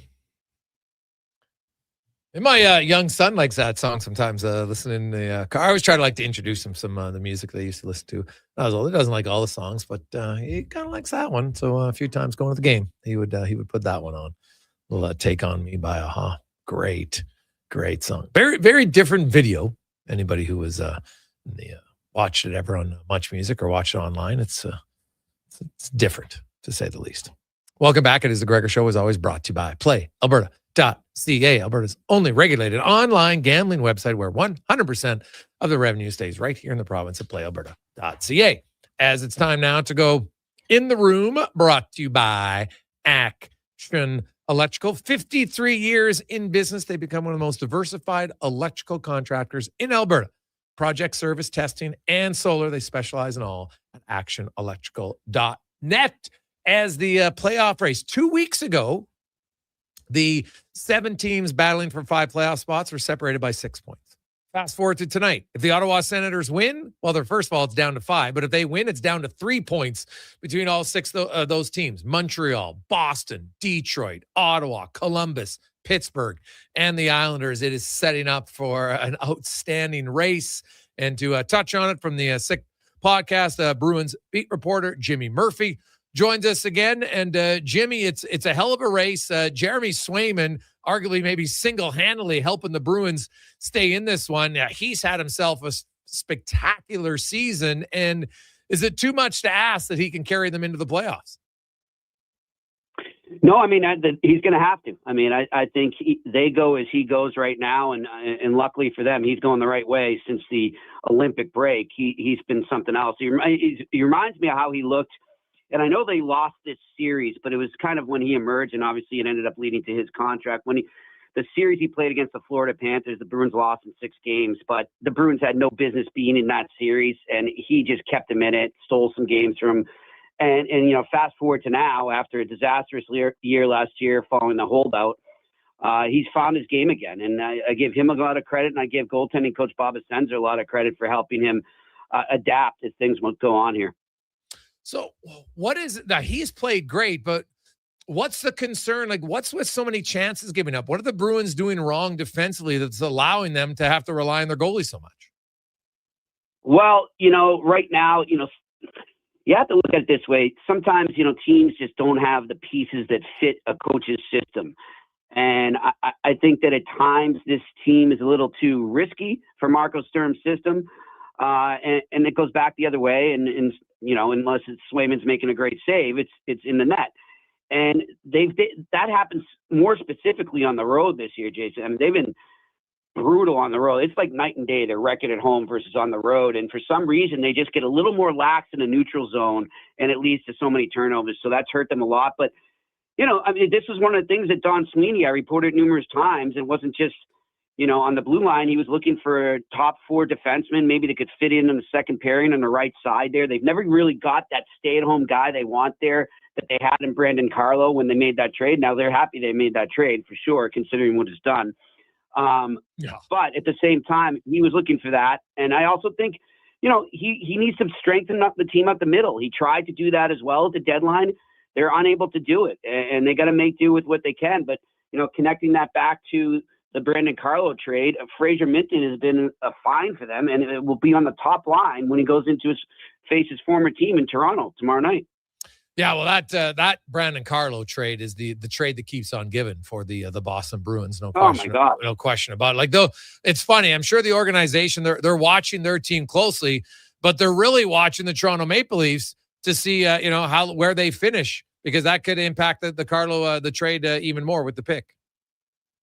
Yeah. I mean, I think there's a lot of Bruins fans that in the last few weeks have decided to start cheering for the Toronto Maple Leafs and not against them, because they don't want them to fall down into the lottery there and then the top 5 and them not be able to get that. So for sure, they're keeping a close eye on that. And, it just, I don't always agree with some of the free agent signings that Don Sweeney's done over the time as GM in Boston, but he's done a great job in trades. And really, he did a great job not only with that trade at the deadline last year, but also just replenishing the system and getting guys that are close to if not knocking right on the door of the NHL. I think Fraser Minton, nobody expected to see this, but they knew he was really close to becoming a regular. And so I'll give him credit where it's due. Jimmy, looking at the Bruins, and you kind of got to go week to week here in the NHL. The schedule changes all the time, so they got the Leafs. Funny enough, Bruins fans are going to be torn. They're like, God, we need a win, but that could help us maybe lose a top 5 pick. So that's a tough one. But then you got Buffalo out on the road on Wednesday, Minnesota at home on Saturday, in Columbus, and then Dallas. Like, Buffalo, Minnesota, and Dallas. That's 3 of the top 5 teams in the National Hockey League. The remainder of March might make or break the Bruins. Yeah, and look, that one you mentioned there too, that on the tail end of that back-to-back Saturday and Sunday, you get the Wild there, and yeah, it's at home, but it's still the Wild, a Stanley Cup contender, and then you have to fly out to Columbus, and you've got the Blue Jackets on the road there, and that's a team, that has just taken the NHL by storm since they made the coaching change and has really roared up the Eastern rankings here. So that's a tough little back-to-back right there that could really determine. And then, like you say, they come back, they face the Stars. So this could determine a lot for the Bruins. I think if you're looking at it, so there's a potential 10 points there, they'd be happy with 7 points. I think that they'll be really happy with that if they can come out of it with it. How important is it to the fan base and organization, I think, to make the playoffs? Like, if they finish 9th, is it devastating, or is it smoothed over by the potential of that Brandon Carlo trade and what happens with the pick? It's an interesting scenario here. I think, there's like real Bruins fans, the ones that have followed this team forever and didn't jump on, years leading into 2011, and then for that run of excellence that they had. I think they see the big picture, and they'll be fine, because I think they look at this. This is like, frosting on the cake having a season like this. Nobody expected this from the Bruins. They were looking like they were going into a retool/rebuild, and more, I would say, at this time last year, people were thinking more rebuild than retool. Mm-hmm. And then they come out. A lot of guys are overachieving here, and they're seeing some good signs. Would it be great for some of the younger guys that haven't tasted the playoffs to get that experience in their development? Kind of like the Canadians did last year. And by no means am I putting them on the same trajectory as the Canadians. That's a whole other perfect rebuild. But I just think that the playoffs would be a good experience, but it's not the end of the world if they don't make it. I think real hockey fans around here understand that, and they're on the right track. Looking at the Bruins and drafting for them, right? Like the last draft pick for them, Matthew Protas has played a few games in the NHL, but the last few years hasn't been great. Like Mason Lowry's really got to go back to the 2020 draft for a regular guy. You got James Hagan, he was 7th overall. Some people are high on Will Moore. Can you give me an update? Like Dean Letourneau, is he injured this whole season? What's up with him? Dean Letourneau? No, he's been great as a prospect. But the thing is, I think with him is they openly have admitted this, and a lot of scouts will tell you the same thing. He shouldn't have started last year in Boston College. He should have stayed back in Ontario playing there. And, he was just too young, and he was thrown into a team too that had national championship aspirations and that had a lot more proven college players and guys that potentially are on their way to stardom in the NHL. And it just wasn't good. He just couldn't get going. He was way behind the whole time. And he comes back, a credit to him. By all accounts, he made it a promise to himself to come back and live in Boston, be here as much as he could in the summer, work with the Bruins training program, work with the Boston College training program, and really just improve his strength, because he's already such a big frame already, but just put more muscle on there, get faster on the ice. And he's been great. Up until recently, he was a Hobey Baker nominee, and he's really taken it upon himself to utilize the big frame he has there. You watch him a lot. He's always parked right in front of the net. He's had a great year. But that being said, and going back to what we were saying before, Greg, that the big picture is still the focus here, and you don't want to rush that right now. So he's going to go back to BC. He's going to mature even more. He'll now be one of the elder statesmen because they have a really young team coming in, and it can build his leadership skills. And I think it's going to be great for him. And now the big question is, when is James Hagan's going to sign? And is he signed with the Boston Bruins, or is it an ATO with Providence? Yeah, well, fair question. And that was going to be my question for Hagens. I've never loved it. Like, I think it benefits the team more than it benefits the players. These guys sign an entry-level deal. They play a few games. but then he can't play in the, you're not eligible to play in the playoffs. So what's the real big benefit there? Yeah, you burn a year of your ELC, but then if you don't have a good year at the ELC, it doesn't really do you anything. So I've always kind of been perplexed by that with players. What's your sense with Higgins? Does he want to burn that year of his entry-level deal, or would he rather go in the ATO and then get to play a lot of games in the American League and like on a very good Providence team?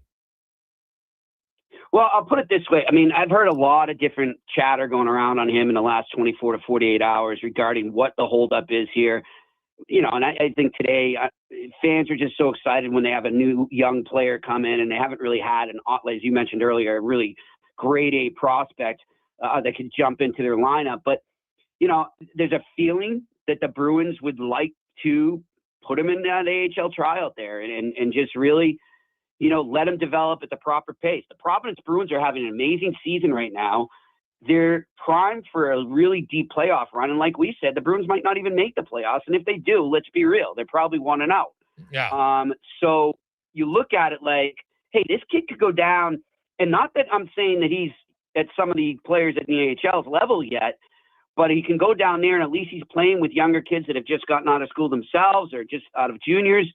And he's familiar with some of these players from the National Development Program. Like it just seems like for his maturity path here, that would be the better option right now. I'm not saying that he couldn't come up and not make an impact, but as you said, there's so many cons as opposed to the pros in that situation. I think they got to just stay the course, but we'll see what happens. I put a couple texts out to his agent. I have not heard back yet. I wish I had more info for you, but that's the big decision. It seems right now is whether he's going to the A or he's going to the NHL. And what about Michael DiPietro? Is he going to be the backup in Boston next year? I know Korpisalo's got 2 years left on his deal, but what are they going to do in goal there? Like I can't see DiPietro clearing waivers again next year. So, I was earlier crediting Don Sweeney for how well he does in terms of trading versus free agency. I'm not going to say that's a trade he regrets. I think it's one he had to get done. They felt, with Linus Ullmark going to Ottawa. And I think, to sweeten the deal, they took back Korpisalo there. I think we can all agree that's kind of a hefty cap hit for him. And he's had good stretches, but he's just been overall too inconsistent, just the way he was in Ottawa there. So, I think I know they've tried to, and I think they'd like to try again to find a taker for Korpisalo, maybe at the draft or early in the off season, and bring DiPietro in there. That's the one regret I think too. And then you could even factor in when you look back and it's saying that, hey, they had Brandon Bussey there too, right? And you look what he's become in Carolina. I don't think they want to mess up with another good potential young goaltender coming up the ranks here. And I think they'd rather get him here sooner than later.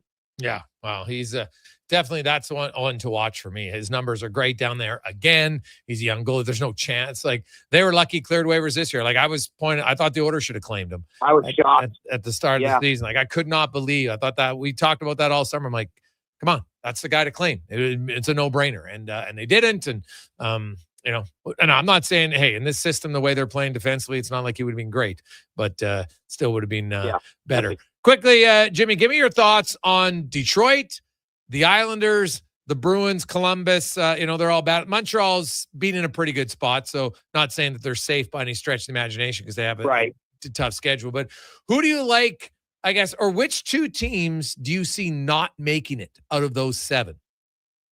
Ooh, that's probably the $1 million question right now. And if I knew, I'd be on, whatever your gambling sponsor is, I'd be on their website right now making a lot of money. But, I look at those. I think Columbus is definitely in now. I mean, they could even finish second in the Metro there if they surpass the Penguins.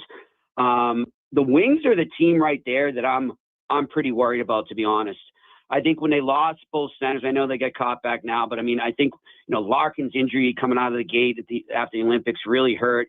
That was one of their strengths, that they were strong up the middle. And I just feel like that Olympic break, if there's one team in the NHL where that break came at the absolute wrong time, they were on a roll then. If you think back to that, they had finally arrived. Obviously they have never played a playoff game in Little Caesars, and I can imagine what those fans are thinking at that time.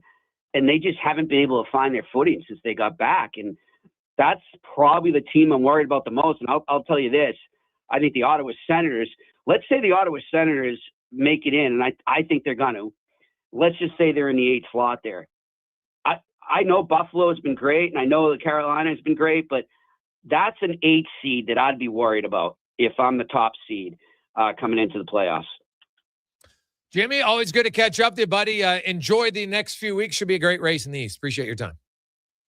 For sure, man. Appreciate it. Thanks. Have a good one. There you go. That's Jimmy Murphy from Boston. The Bruins, well, there's a lot of teams, man, in the East who just, it's going to come down to, like, the next week could make or break it for a lot of them. So we'll see what happens. The Islanders and the Blue Jackets, though. The Blue Jackets. Come on. I'm rooting for Columbus. Like to see it. And I'd like to see the Sabres finish it off and win the Eastern Conference. We'll see. We'll come back with the stats of the day and more on the Gregor Show presented by Play Alberta. And here comes Action Electrical Service Team sprinting onto the scene. These are your first responders for any electrical emergency. That's right. With their fleet of service vans and specialized gear, they assess, they service, and maintain electrical lighting and automation systems. They're all about rapid response. Quick diagnostics and repairs to restore power and safety fast. Hire the Action Electrical team to bring home a win for your project. Visit actionelectrical.net. This is your moment to come on down and play for your chance to win over $300,000 in prizes. That's not all. Buy more, save more on select major appliances, up to $1,000 off. Save up to 40% on select mattresses and up to 25% on furniture. Plus, this Saturday, play for up to $1,000 off your purchase. Everyone who plays is a winner. See in-store for details. The Brick, saving you more. Hey, hon, I'm getting expressions and images to frame my hockey card collection in the man cave. Perfect. I'll come with you and bring our wedding photos. For sports memorabilia and family treasures, think Expressions and Images, your local custom framer since 91. You name it, we frame it. Start thinking spring road trips and off-road trips in your new Subaru Crosstrek. Stylish, rugged, and so many features. Standard on every Crosstrek. Subaru symmetrical all-wheel drive, EyeSight driver assist technology, heated seats, and LED steering responsive headlights. Plus, with interest rates from 0.99%, you'll love the affordable weekly payments. No waiting, immediate delivery available. Subaru Crosstrek. Visit Subaru.ca. Welcome to Uncommon. Welcome to Subaru. The Lawnmower Hospital. Contractors, spring cleanup is coming. It's time to get your lawnmowers, aerators, power rakes, lawn vacs, and more serviced at the Lawnmower Hospital. Hey, the longer you wait, the longer you'll have to wait in line later. Their service department gets crazy busy as the season rolls on, so get in now while it's calm. For quick service on top brands like Bluebird, Ryan Turp, Husqvarna, and more, check out lawnmowerhosp.com. The Lawnmower Hospital. The job isn't done until the last load is hauled, and having a semi-trailer out of commission is not an option. Whether replacing or adding to your convoy, Edmonton Trailer has a huge inventory of new and used semi-trailers, trusted by the gravel, logging, oil field, fluids, and freight industries. Find a trailer right for you online or at one of their 3 locations. For sales, service, parts, rental, and finance, when you're in it for the long haul, Edmonton Trailer. This ad is presented by the United Conservative Caucus. The new Alberta-Ottawa energy deal will significantly expand Alberta's oil and gas production and create thousands of jobs, thanks to the leadership of Alberta's United Conservative MLAs. The consumer carbon tax is gone, the oil and gas production cap is eliminated, and the net zero electricity regulations are over. Let's keep Alberta strong and free. Visit unitedconservativecaucus.ca/surveys. From the first pitch to the final out, catch Toronto Blue Jays baseball games live right here. Sports 1440 is proud to be the home of Blue Jays baseball.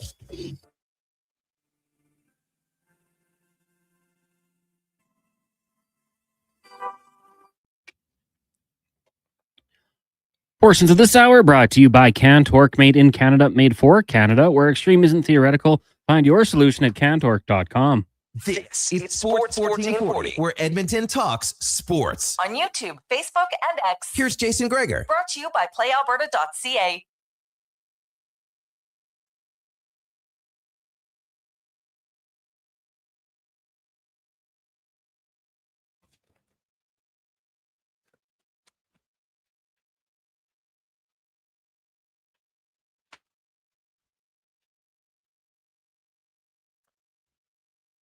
4:50. Welcome back.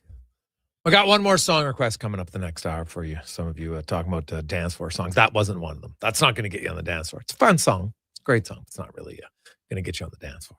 But we do have one that I think people will agree with. So that's coming up after 5 o'clock. Jason Gregor, Connor Halley. It's a Gregor Show presented by Alberta's only regulated online gambling website where 100% of the revenue stays right here in the lovely province of Alberta at playalberta.ca.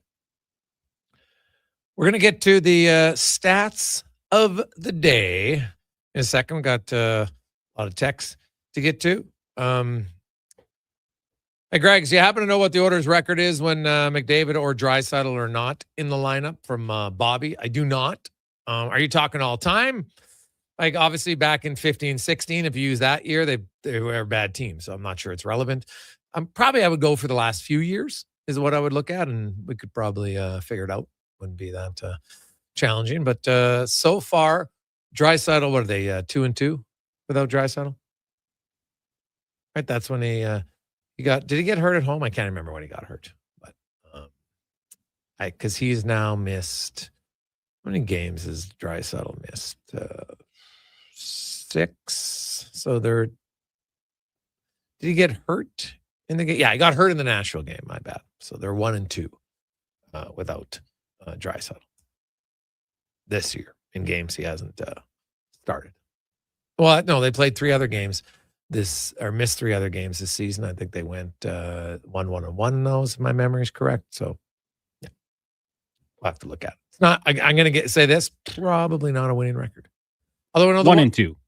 Yeah, 1-2 this year. But Draisaitl's missed 6 games, so they're 1-2 in the last 3. But I'm talking before then, the other 3. So, I know that when McDavid had missed 6 games back in 2020, the Oilers went 3-2-1 without him. Draisaitl had 12 points in those 6 games. So they might be a 500 team. We'll see. Now, let's get to the stats of the day, brought to you by All-Star Construction. Founded in 2009, specializing in underground utilities, power, gas, telecommunications, street lining. They've grown into the largest contractor in their space, year-round employment.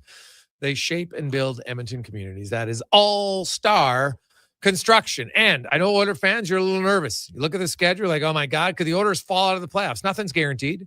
We know it. The Oilers are in 3rd place in the Pacific Division as we speak. They got 11 games left. They got 77 points. They're 1 point back of Vegas, who they play on Thursday.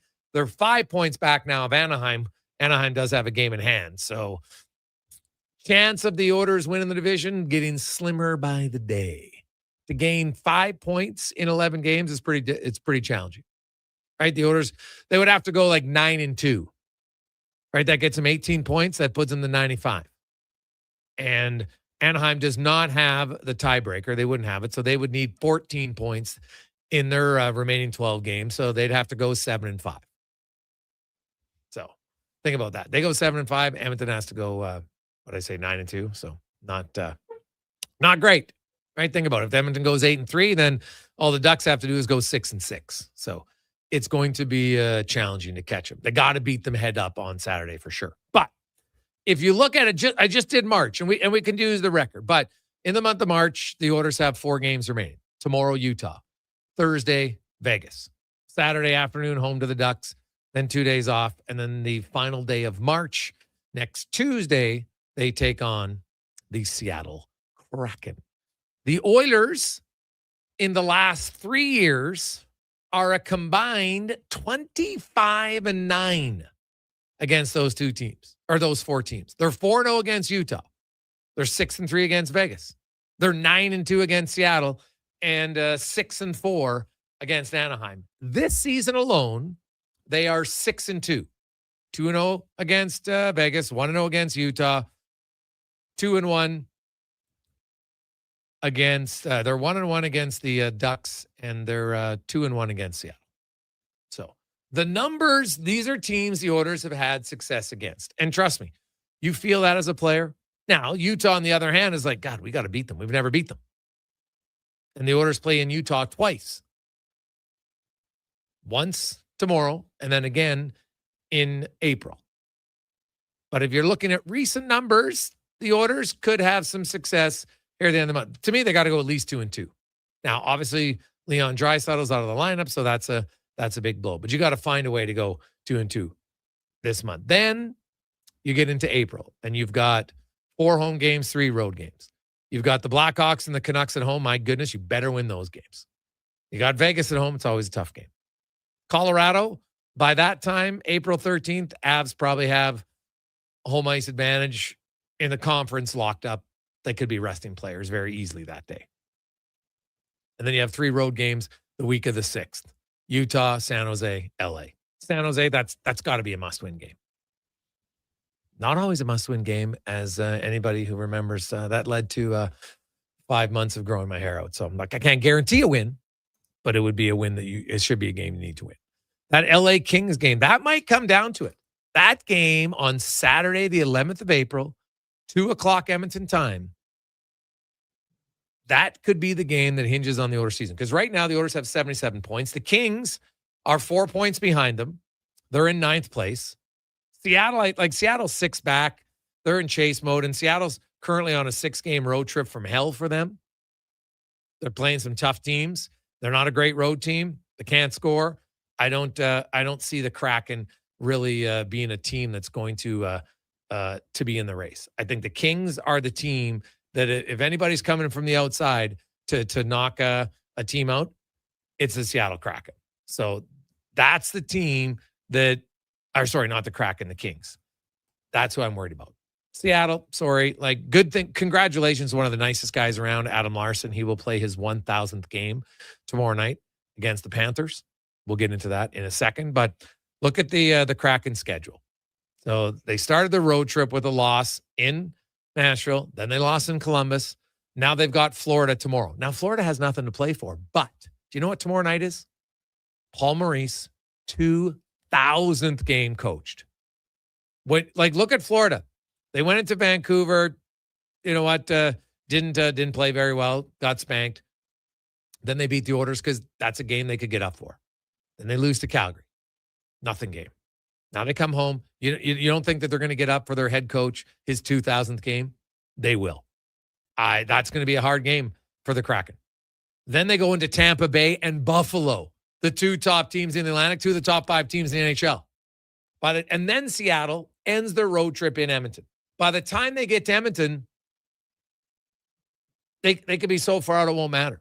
But it's not a good start to the road trip for them, and it doesn't get easier. That Florida is going to be a tough place. And then Tampa and Buffalo, are you kidding me? Those are really hard places to win when you're a Seattle team that doesn't score. So I don't really concern myself very much with the Kraken. It's the Kings who it's a valid concern. They've got Calgary and Vancouver on the road this week. And now, hey, give the Flames credit. You know what? They found a way to beat Florida. Great. They play hard. They lost to Utah in overtime. So they've been battling, but they're not great. Then you got Utah, but LA's month of April is pretty favorable if you're a Kings fan, because you got 6 home games to start. St. Louis, Toronto, Vancouver, 3 non-playoff teams. They do have the Preds twice, and that might be a team they're battling for. So those are massive games for the Kings against the Predators, right? So the Preds, you don't really have to worry about a few of the orders because they can't catch you for third. LA's the only team that can catch you for third because I don't think Seattle. So those are the numbers to look for. The Kings then end the road trip or end the season with 3 games in 4 days, all on the road, but Seattle, Vancouver, and Calgary. All teams who I don't think are going to be playoff teams. So we shall see where it goes. The Oilers' schedule isn't easy, but recent and past history tells you they've had success against Utah, Vegas, Anaheim, and Seattle. And then they've got the Sharks, and they've got the Canucks, and you got the Blackhawks in April. It probably won't be pretty. I don't even know if the Oilers, are they going to get to 90 points? If they go 6-5, they don't get to 90 points. They have to go 6-4-1 to get to 90 points. You'd like to think they could get to 90 points, but that's where they have to. Let's get to the Con Man and the Sports 1440 update. That was our Stats of the Day brought to you by All-Star Construction. Con Man, Sports 1440 update brought to you by Northgate Chevrolet Buick GMC. You're looking for a vehicle? Ooh, it's going to get cold out. I've got the brand new Autoplex indoors. It's huge.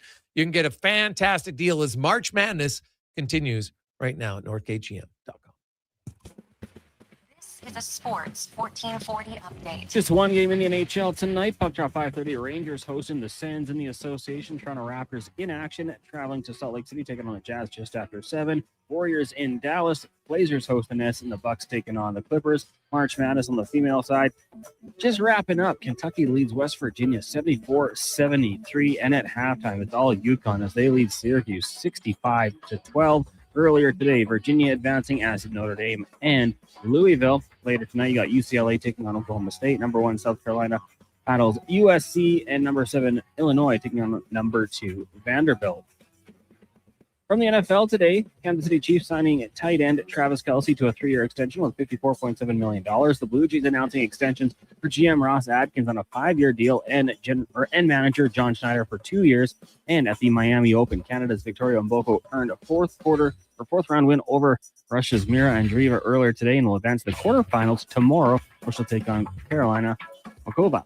Coming up in hour 4 of the Jason Gregor Show, we'll get to Mark Spector of Rogers Sportsnet, Condors forward Connor Clattenburg, and here another edition of Cam Tate's 2-Minute Warning. I'm Connor Halley. This has been a Sports 1440 update. Sports 1440 in West Edmonton Mall and Wetaskiwin. CKJR is a Stingray radio station. Download the free radio player app and listen wherever you go. Hey, Edmonton, did you know a local Play Alberta winner scored over $500,000 on Mega Jackpot's Ocean Bells? Think about the season tickets you could lock down with that kind of cash. From major casino winners every hour to jackpots worth millions and hundreds of popular games to money that stays in the province, there's never been a better time to sign up for Play Alberta. Download the app today to get started with casino, sports, and lottery all in one app. Must be 18 plus to play. When you gamble, use your game sense. Wondering what you can afford? Let Go Auto do the math with our free car loan calculator. No pressure, no awkward convos, just quick answers on your budget and payments. Bad credit? No credit? We got you. Text check to 780-777-7777. I always try to introduce That's check to 780 all 7. Find out what you qualify for and start shopping with confidence. Go Auto. Drive what you love with payments that make sense. Are you looking for an affordable business, group, or team outing this season? Why not catch the excitement of a game with the 5-time Junior Hockey League champions, the Spruce Grove Saints? With extremely affordable group and suite packages available and some of the lowest food and drink prices around, Saints games are the perfect night for your next group event. Get your group in on the action. For more information, visit sgsaints.ca.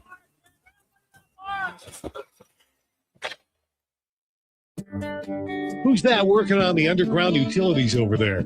All Star Construction, that's who. What about the street lighting? Yep, All Star Construction. And the directional drilling, hydrobacking, neighborhood renewal, and telecommunication work? Yep.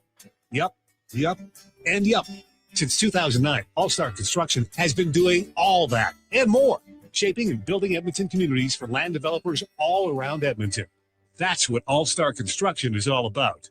Mr. Reuter kinda speaks French. Je m'appelle Monsieur Reuter. Je suis plombier. Très bien, Mr. Reuter. Your name is Mr. Reuter, and you are in fact a plombier, a plumber. You are an excellent student. Au contraire, mon frère, je suis un excellent étudiant. Also, I'm not here for a French lesson. I'm here because someone clogged up the toilets. Ah, oui, right this way. For a plumber who speaks your language, call Mr. Reuter.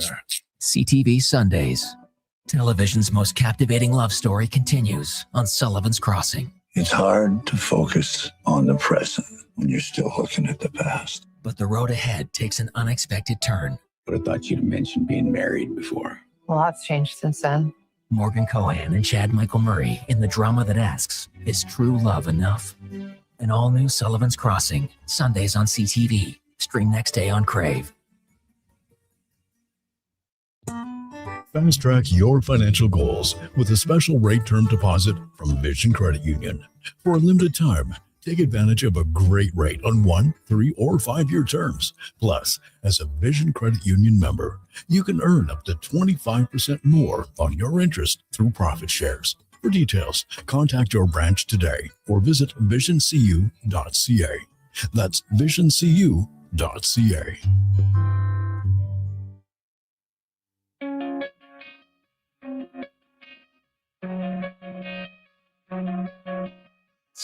Coming out of my cage and I've been doing just fine. Gotta because I want it all. Portions of this hour brought to you by 01 Athletic Care. Injuries don't wait, and neither should you. 01 Athletic Care offers one-stop access to doctors, x-rays, and casting. It's expert musculoskeletal care covered by Alberta Health right in West Edmonton Mall. Move from injury to recovery. Book now at 01.ca. That's ZERONE.ca. This is Sports 1440, where Edmonton talks sports. On YouTube, Facebook, and X. Here's Jason Gregor. Brought to you by PlayAlberta.ca.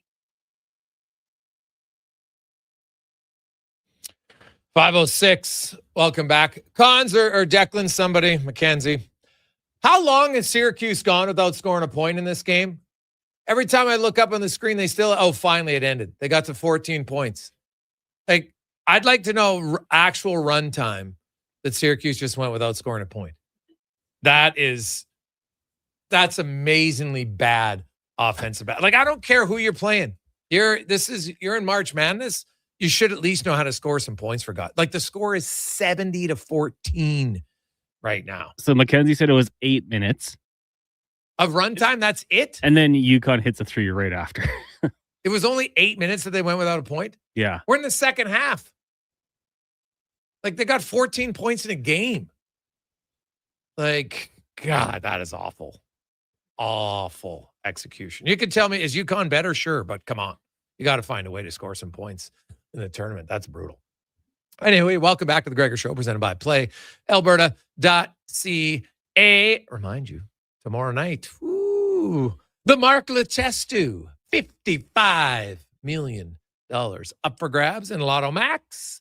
And for Max Millions, you get your tickets at PlayAlberta.ca. And check out the Jason Gregor Show odds boost. Of course, the lone game in the National Hockey League, and it is a big one if you're an Ottawa Senators fan, because the Sens win, and they move to within 2 points of 8th place New York Islanders with the game in hand. They'll be in 10th place, though, as the Red Wings will be 1 point up on them. So down to the final 12 games of the season, the Islanders the only one with 11, and man, it's going to be a great race in the Eastern Conference. As we get to the Spec Report, brought to you by GS Construction, your underground infrastructure specialists, and they are hiring. And for top man operators and more, apply today if you're looking for not just a job, but a career at gsconstruction.ca. Look up careers. As Mark Spector joins us from Utah. Spec, it's sunny there, snowy, what's happening? Blue sky, just looking out the window. Yeah, it's actually nice. People walking around in t-shirts. Kind of nice down here. Mountains, I think the ski hills are only about 45 minutes away. Yes, close. Have you been to that arena before? Yeah, once. Yeah. Oh, okay. I was there last year at one point. Yeah. Well, now they got the Renos, right? So here it's even nicer. And Oilers have never lost to the Utah franchise. They are 4-0 in their history. Really? The Oilers are actually the remaining games this month. They're 6-2 against those teams this year: Vegas, Utah, Anaheim, and Seattle, and actually 25-9 over the last 3 seasons. So as bad as things look for the Oilers right now, although the Tampa game I didn't think was that bad. I thought there were stretches where they played well. It was their top line, actually, that did not have a good game and got outscored 2-0 at 5-on-5. We're on the ice for the shorthanded goal, which was really, the change in the guard there. Bouchard hits the crossbar. A few seconds later, they turn it over, and, Kucherov gets a breakaway, and it's pretty much good night, Irene, at that point. Yeah, that turned the game. I mean, Tampa walks out, I think, looking like the better team. Oh, yeah. I think that's pretty fair. A little bit of bad luck. They had the better goalie. Vasilevsky was above average in that game, and I would say Ingram was good, but not great. I'm not blaming it on him, but Vasilevsky was better. Made more, 10 bell saves. So, which is the surprise because he's a great goalie. So, listen, I guess I'd ask you this, Jay. Like, they're not flipping the switch here, right? We're 71 games in. The Oilers haven't found it yet. They're not finding it here before 82 games are over. Are they in the next 10 games? Are they going to find their game without Draisaitl, with Jari in the tank? Like, is it going to happen? Well, their offense is definitely not going to be at the level I think that you would expect without Draisaitl, but that doesn't mean you can't play good defense just because he's not in the game. Well, they haven't played it yet this year for an extended period. I agree. Do I think that the thing about this team, Spec, is like, look at last week. They played two pretty good games. The week before, they played two really good games in Vegas and Colorado, and then they stink out the joint again. So honestly, the old Forrest Gump line is very apropos when discussing the Oilers, right? Life is like an Oilers game. You don't know what you're going to get. Yeah, well, that's the point, though. The good teams find their game and play it for at least a 2-week stretch. Yeah, and they they've been trying for 71 games to find a good game that hangs around for 2 weeks. And we've watched this team put together months of solid hockey, like a full month, for a few years now. But this team hasn't. This team's barely put together. That's why they've only won 3 in a row once, because they really haven't put together a great week yet. And we're how many weeks into the season are we here, man? And they haven't been able to do it yet. So I have a hard time thinking that it's all going to come together. I really do. Sorry. I've come from the show me state. Like, I've been looking and watching and seeking, and it hadn't been there yet. And we got 10 games left. So going to start now? No, it's a fair point. Tristan Jarry is going to play on the road. I think he's going to play tomorrow. When do you think he's going to play? Yeah, I think he's going to play tomorrow too. I don't think they're going to trust him with the Vegas game. They're going to play tomorrow. The other thing is, different goalies and coaches have different views on teams who play on goalies playing their old team. We saw Skinner not play against Edmonton when Edmonton was in Pittsburgh, right? Well, no, the second when they came to Edmonton, he didn't play. The second one. That's right. He played the first one. Excuse me, the second one. And I think that if I'm going to give Jari or if I'm going to give Ingram a rest, doing it against his old team is probably the best place to do it. I bet you Jari plays tomorrow. Okay, and that would be his first career game against Utah. He's never played them, so maybe that's the boost. And he's like, hey, it's not like I know that Knobloch came out and said Ingram's their starting goaltender. I don't know how sold that is in Penn, to be honest. If Tristan Jarry has a really good game, Spec, Connor Ingram, if he doesn't have a good game in Vegas, I could see them go back to Jarry on Saturday. Honestly, they need wins right now. Like, if Jarry plays well, I think it's an open competition very quickly. Now, if Ingram plays well in Vegas, then he probably gets to start again. But I wouldn't be shocked if Jarry plays well on Tuesday, which is a big if. And Ingram's just okay that Jarry plays on Saturday. Oh, for sure. Listen, this team would love nothing better than to get Jarry back. They're facing the prospect now of wondering if Jarry's going to even be their backup the way he's played. He's been a mess. His game's no good, and it's mental. I don't believe it's physical. I don't believe there's an injury. I think it's mental, and if they could find a little traction for this guy, you bet they'll run him out again quick. Absolutely. And to me, it starts with the team playing the lockdown game in front of them. They haven't given them that yet. They don't play any good in front of Jarry. They haven't played any good in front of Jarry, and Jarry hasn't been any good behind them. So it has to start with the team giving him a chance to have a really good game. If you think he's going to get out of this thing by coming out and giving you a game where he stops 35 pucks and 12 grade A's and is goalie of the week, it ain't happening. The way a goalie gets out of these things is you play a good game in front of him. You give him a chance to be good. He gets through a game. He lets in one or two. He starts feeling better about himself, and then you repeat that. And frankly, we're back to the Oilers trying to repeat good hockey. They haven't repeated it in front of Jarry twice in a row. So that's what they need to do. If he's going to be any good for them, they got to give him a chance to be good, in my opinion. Get any update on Frederick? No, I wasn't even at practice today, brother. I was flying. Okay. I wasn't. I saw the McDavid stuff and the Knobloch stuff and everything, but I did not get an update on Frederick. No. What did you make of the McDavid post game and then the McDavid post practice today? Well, I think he summed it up post practice today. He said, "I didn't mean it that way, but I could see how people saw it that way." Listen, I absolutely saw it that way the second it came out of his mouth. Like, listen, and I wrote this. I spent a career going in dressing rooms, and one thing I know is if you were going to do a feature on Kucherov and you wanted to write a really great piece on him, and I read your piece today, it was good. You're not going to get great stuff from the Oilers after he just put up a 4-point night and beat him. That's not the time to go into the Oilers dressing room and ask about Kucherov. So for McDavid to wax on not once but twice about what a great coach Cooper is and how well his team's rehearsed and all that stuff, the first thing I thought was, boy, that's a strange time to be hearing that. That's what I thought. What'd you think?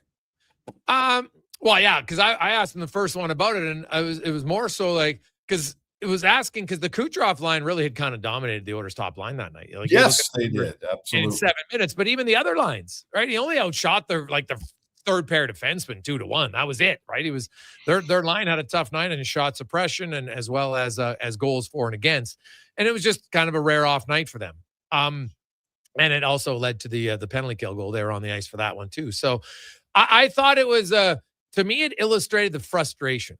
I felt it looked like, oh, you know what, geez, look what they're doing. And, you know what, we have this and we don't have that. And, you know what, sure, they have a great goaltender. He doesn't. Like, that was the line about, oh, you know what, if it does break down, you got a great goalie. So he was outlining their team, but I sensed that there was a little bit of frustration, which is kind of what I sensed, that frustration is mounting in Edmonton. Yes. And there's a lot on the line here for a lot of people in the organization, because if this season, I think spec minimum, if they don't get to the conference final, I could see the owner saying, you know what, I'm making some significant change here. It wouldn't surprise me, because Connor McDavid, obviously the organization wants to sign him to whether it's 2 years at a time, whatever it is, but they want to re-sign him. And if you kind of flame out this year, every year that goes by, McDavid's internal pressure, I think, heightens. Not saying it's right, it's fair, but he wants to win. And if he doesn't win, all of a sudden now he looks at it as a year wasted. Regardless of injuries, everything else, he looks at a year wasted. So now you say, well, geez, now we got to make some other moves here. Some people are unhappy. And I wouldn't be surprised to see the owner, regardless of who's signed for contracts or not, make some significant moves that don't just revolve around players. Potential coaching changes, management changes as well. I could honestly see that happening. Well, I'll tell you this, like, there's a couple things for me. I think that Edmonton isn't far off of Florida. Like, I think the 2 long runs followed by this compact season. I think this compact season has exacerbated all the hockey they've played. And I'm not making an excuse. I don't make excuses for the Oilers, but I honestly believe that the worst thing for the Oilers after 2 years of playing 4 rounds was an Olympic season where the games are crunched in together like it's been. So, yeah, I think they deserve a little bit of a break on that front. Okay, I've said it. Here's the deal. Stan Bowman and Jeff Jackson have absolutely wasted 2 July 1st, okay? 2 July 1st have passed where they haven't improved their team a lick. And then Bowman went out and made the worst trade in the National Hockey League this season and hurt his team, not intentionally. They're a worse team from the Jari trade.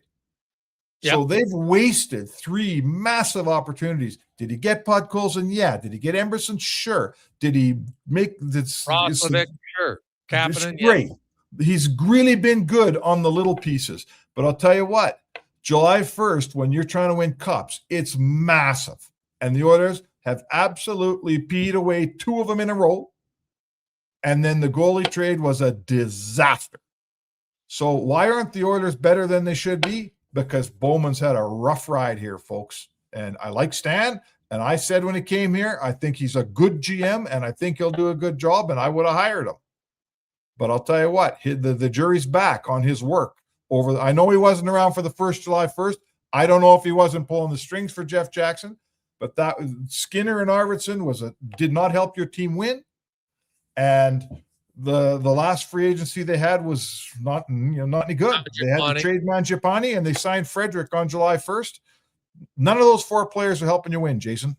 Yeah. What do you make of Dickinson, man? Like, the more I watch him, like, he's a guy I look and say, God, like, he's a really good third line center. The key is, yes, re-sign him. You just can't go too much in term. You just can't. Oh, okay. How about this? When do you start using Jason Dickinson the way most coaches would use Jason Dickinson, to play against Celebrini, to play against Kucherov, to play against their best player? When do you use him as a shutdown center? Well, he played 5.5 minutes, and McDavid played 6 and 54, right, against Kucherov. But you kind of split. How'd that go for McDavid? I agree with you. Hey, I was the one who pointed out. I talked about it at the game. So could you have changed it more? You're trailing in the game, so that's always the challenge. But I think it's a fair question to look and say, hey, that line was getting the best of us. Sorry, we're going to pivot here. It's a hard decision, but and it's rare. I get it. It's very rare for the McDavid line. Like, I went through all his games, Spec. I never seen him get outshot that bad in a game before. So it's an outlier. So maybe the coach isn't looking at it too in depth. But if it happens again, you, especially on home ice, you have to use that matchup to your advantage. Dickinson, and it wasn't just Dickinson; it was Murphy and Nurse as well. Like, Nurse played the most minutes against Kucherov, wasn't on the goal. It was only on ice for 2 shots against in 7 minutes and a half. McDavid was on the ice for 13 shots against in under 7 minutes. Yeah, big picture, right? Big picture. McDavid 5-on-5 this year, his goal differential's plus 11, right? The guys he's in the scoring race with, Kucherov, McKinnon, they're like plus 40. Okay. So in my opinion, it's not been a great year for Connor McDavid in the role that they use him in. They always play him against the best players. They never play someone else and save McDavid for second or third pairs. They don't do that in Edmonton. They never have. Now you got Dickinson, who is a certified shutdown centerman. You haven't ever had one of those. Now you got one, right? Why? At what point do we look at what we've been doing here and saying, at least this season it's not working so swell?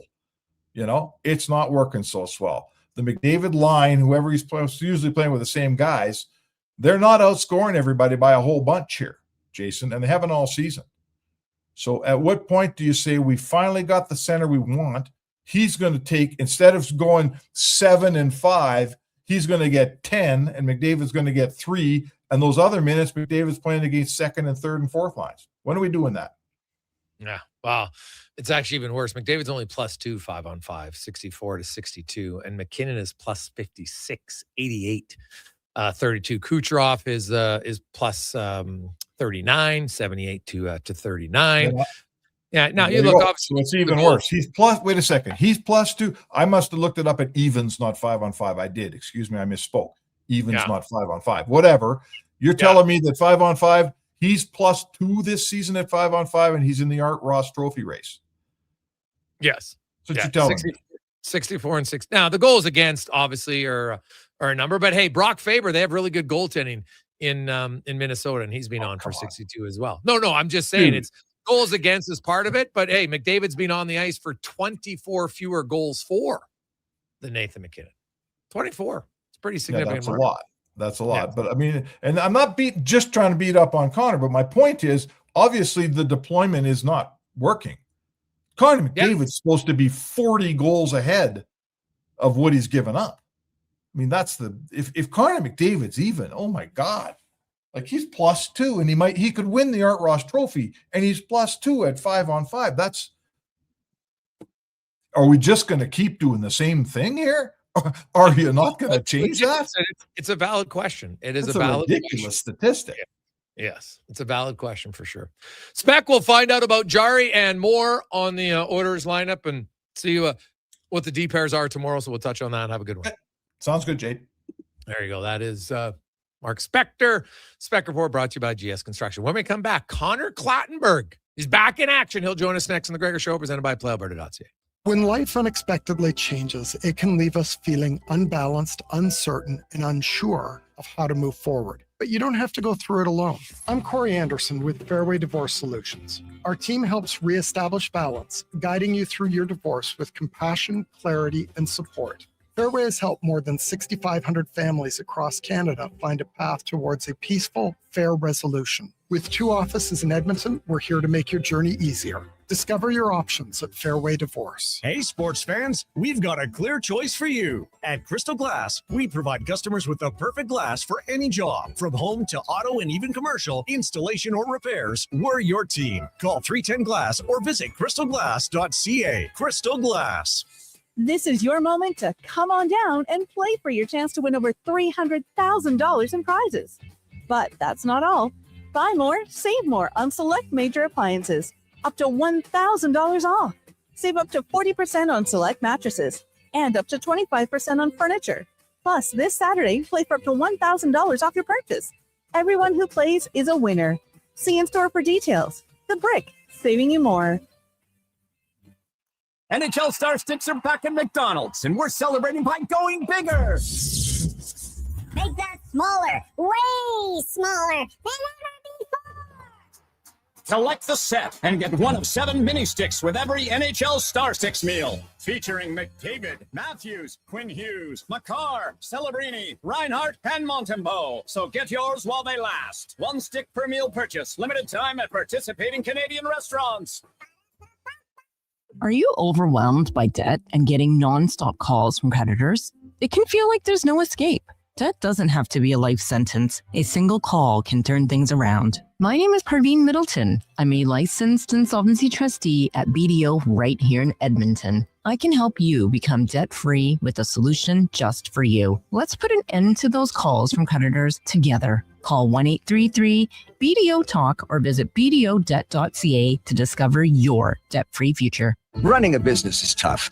Finding new customers shouldn't be. Stop chasing leads. Let them come to you with Stingray, offering you access to more digital, outdoor, and traditional advertising platforms, including radio, connected TV, search and social, programmatic, digital advertising, and digital out-of-home. So while you're closing the next deal, Stingray is working for you to deliver more leads, more customers, more sales. It's that easy. Get started now at stingraymediasolutions.com and always be closing. Don't miss a moment of Blue Jays baseball this season. Join play-by-play announcer Ben Shulman for the games live on Sports 1440. The Toronto Blue Jays are on Edmonton's home for all things sports. Sports 1440.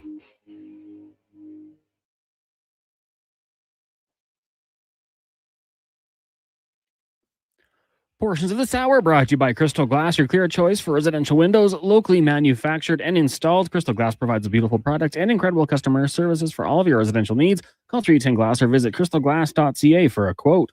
The Jason Gregor Show, the best of Edmonton sports talk and beyond. This is Sports 1440. Presented by PlayAlberta.ca, Alberta's only regulated online gambling website.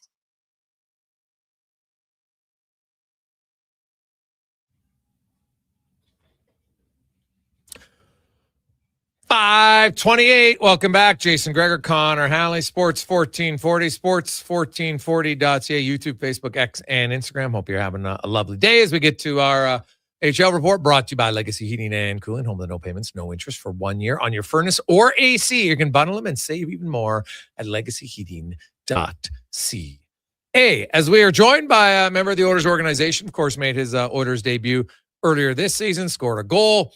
Back in the American League, unfortunately injured his hand, was out for a lengthy period of time, but finally returned to action earlier this month with the Condors. Connor Clattenburg joins us. Connor, welcome to the show, man. How you doing? Good. How are you doing? Good. I know last time I talked in the press box, is about your left hand and kind of a freak injury in a fight. It wasn't from punching. It was actually from grabbing and twisting the guy. And you're supposed to be out 2 months and pretty much almost 2 months of the day, an extra week. How frustrating was it considering, just how good the first half of the year went for you to get injured in a play like that? Yeah, no, it's definitely a frustrating play, and you never know when something like that can happen. But the first half of the year was going so well and accomplished a lot, and now just focused on getting back to what I was doing before and get back to that play I was doing. Now, I don't know, Connor, every player, you have to believe in yourself, no question. But when you were training in the off season, you knew you were turning pro, was playing in the NHL, was that like a real main focus point or were you just like, hey, I'm turning pro, I just want to kind of make a name for myself in the American League? Yeah, I was just focusing on myself and just step by step. And I just wanted to make my name for myself in the AHL level and see where that took me. And I was just fortunate enough to get the call early, and it just shows that I'm doing the right things, and I just got to keep doing that. So what did you learn most about your time in the NHL that you feel the areas of your game you want to work on, so next year when you come to camp, you could make the team out of camp? Yeah, I just want to continue and be a better defensive player, a full 200-foot player, and just be strong with the puck, strong holding the puck and on the walls. And it was a great time, great experience with Edmonton, and I learned a lot of little things from the older guys around and the coaches, and I can just take all that little experience into the off season, the rest of this year, and just get ready for the next training camp. The tenacity that you play with, it really stood out. It resonated with Oiler fans. They haven't had a lot of players like that. It's a real blue collar town. They've always liked guys who just give everything they've got. Where did that come from for you? Was that always like from a young kid when you played? Was that there, or is that something you've just kind of elevated and kind of morphed into your game over time? Yeah, I've always been the aggressive kid. Just growing up playing hockey, and kind of all started when I started out in junior, and I just had to find a way to keep staying in the lineup and playing a different way from everyone else. And just from there kind of took off, and I got recognition getting to the Sens camp, and I just knew this was something that a lot of teams need, and it's something that could take me the distance. And I just want to keep growing that way, and also learn the right way to play hockey and the skill game too, but not shy away from what I can be true to be doing. The area that you bring to your game with that tenacity and fearlessness, there's not a lot of guys who do it, right? So that seems to come natural to you. So, is it, this might sound like an odd question, but to focus and really work on the skill stuff, you can say, like, I don't really need to work on the agitator. I know how to do that. So now it's like, okay, I got noticed. Now I can really, hone in on skill development as much as anything else. Yeah, of course. I've kind of been doing this hard physical style for a few years now, and it's kind of in my blood, and it's kind of becoming natural to me. And just the little skills that will just build my game to the next level, and just make me more of a versatile player, and can play up and down the lineup and do whatever the team needs me to do. So that's just my focus right now, and I know it'll just take me to the next level. Connor Clattenburg joins us. Connor, what about when you wore the C with Flint? I don't know if you'd worn lots of letters as a kid growing up. Being a leader, guys lead for different ways. It always doesn't have to be the Connor McDavid most skilled guy on the team, right? But a lot of times that's how it is growing up. What was that honor like for you when you got to wear the C, and how did it maybe help you as a player and a leader when you had to wear a captaincy? Yeah, I mean, it was a dream come true just to get a C, and it's always something I want to represent. And I was happy to do it, and I like to show it on the ice, and just the hard, nasty play. And I just want to kind of show the other guys I'm there for them, and just off ice too, just always being for the younger guys or any of the older guys too, if they ever needed something, to just be right there. And just I want to keep being that better person, and keeping improving that skill too off the ice, and it's all going to translate to on ice too. And I just want to fight for all the guys I play with. Now, speaking of fighting, obviously in the AHL, there's a limit of fights before you get a suspension. Is that in the back of your mind at all when you're playing?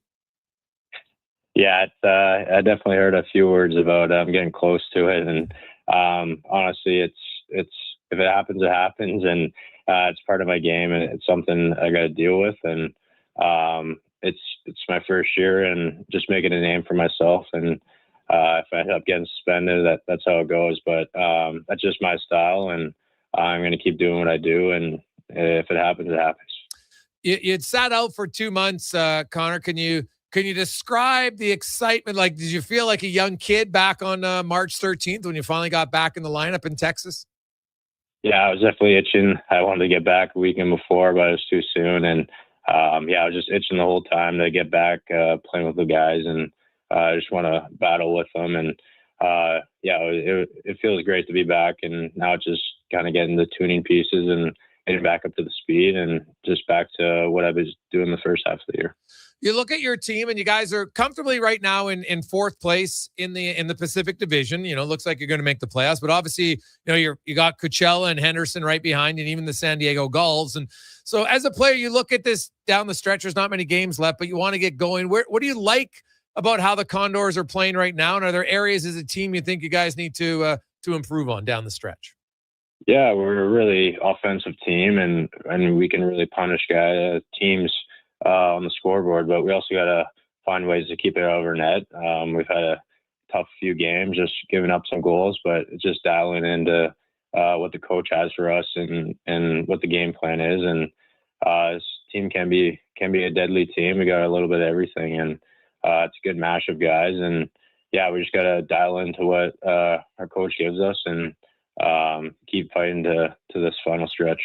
Connor Clattenburg joins us. So Connor, when you got called up, kind of walk me through that moment, probably a little bit unexpected, maybe in your first year as a pro, not a high draft pick. There's not a lot of guys who get right into the NHL at a young age.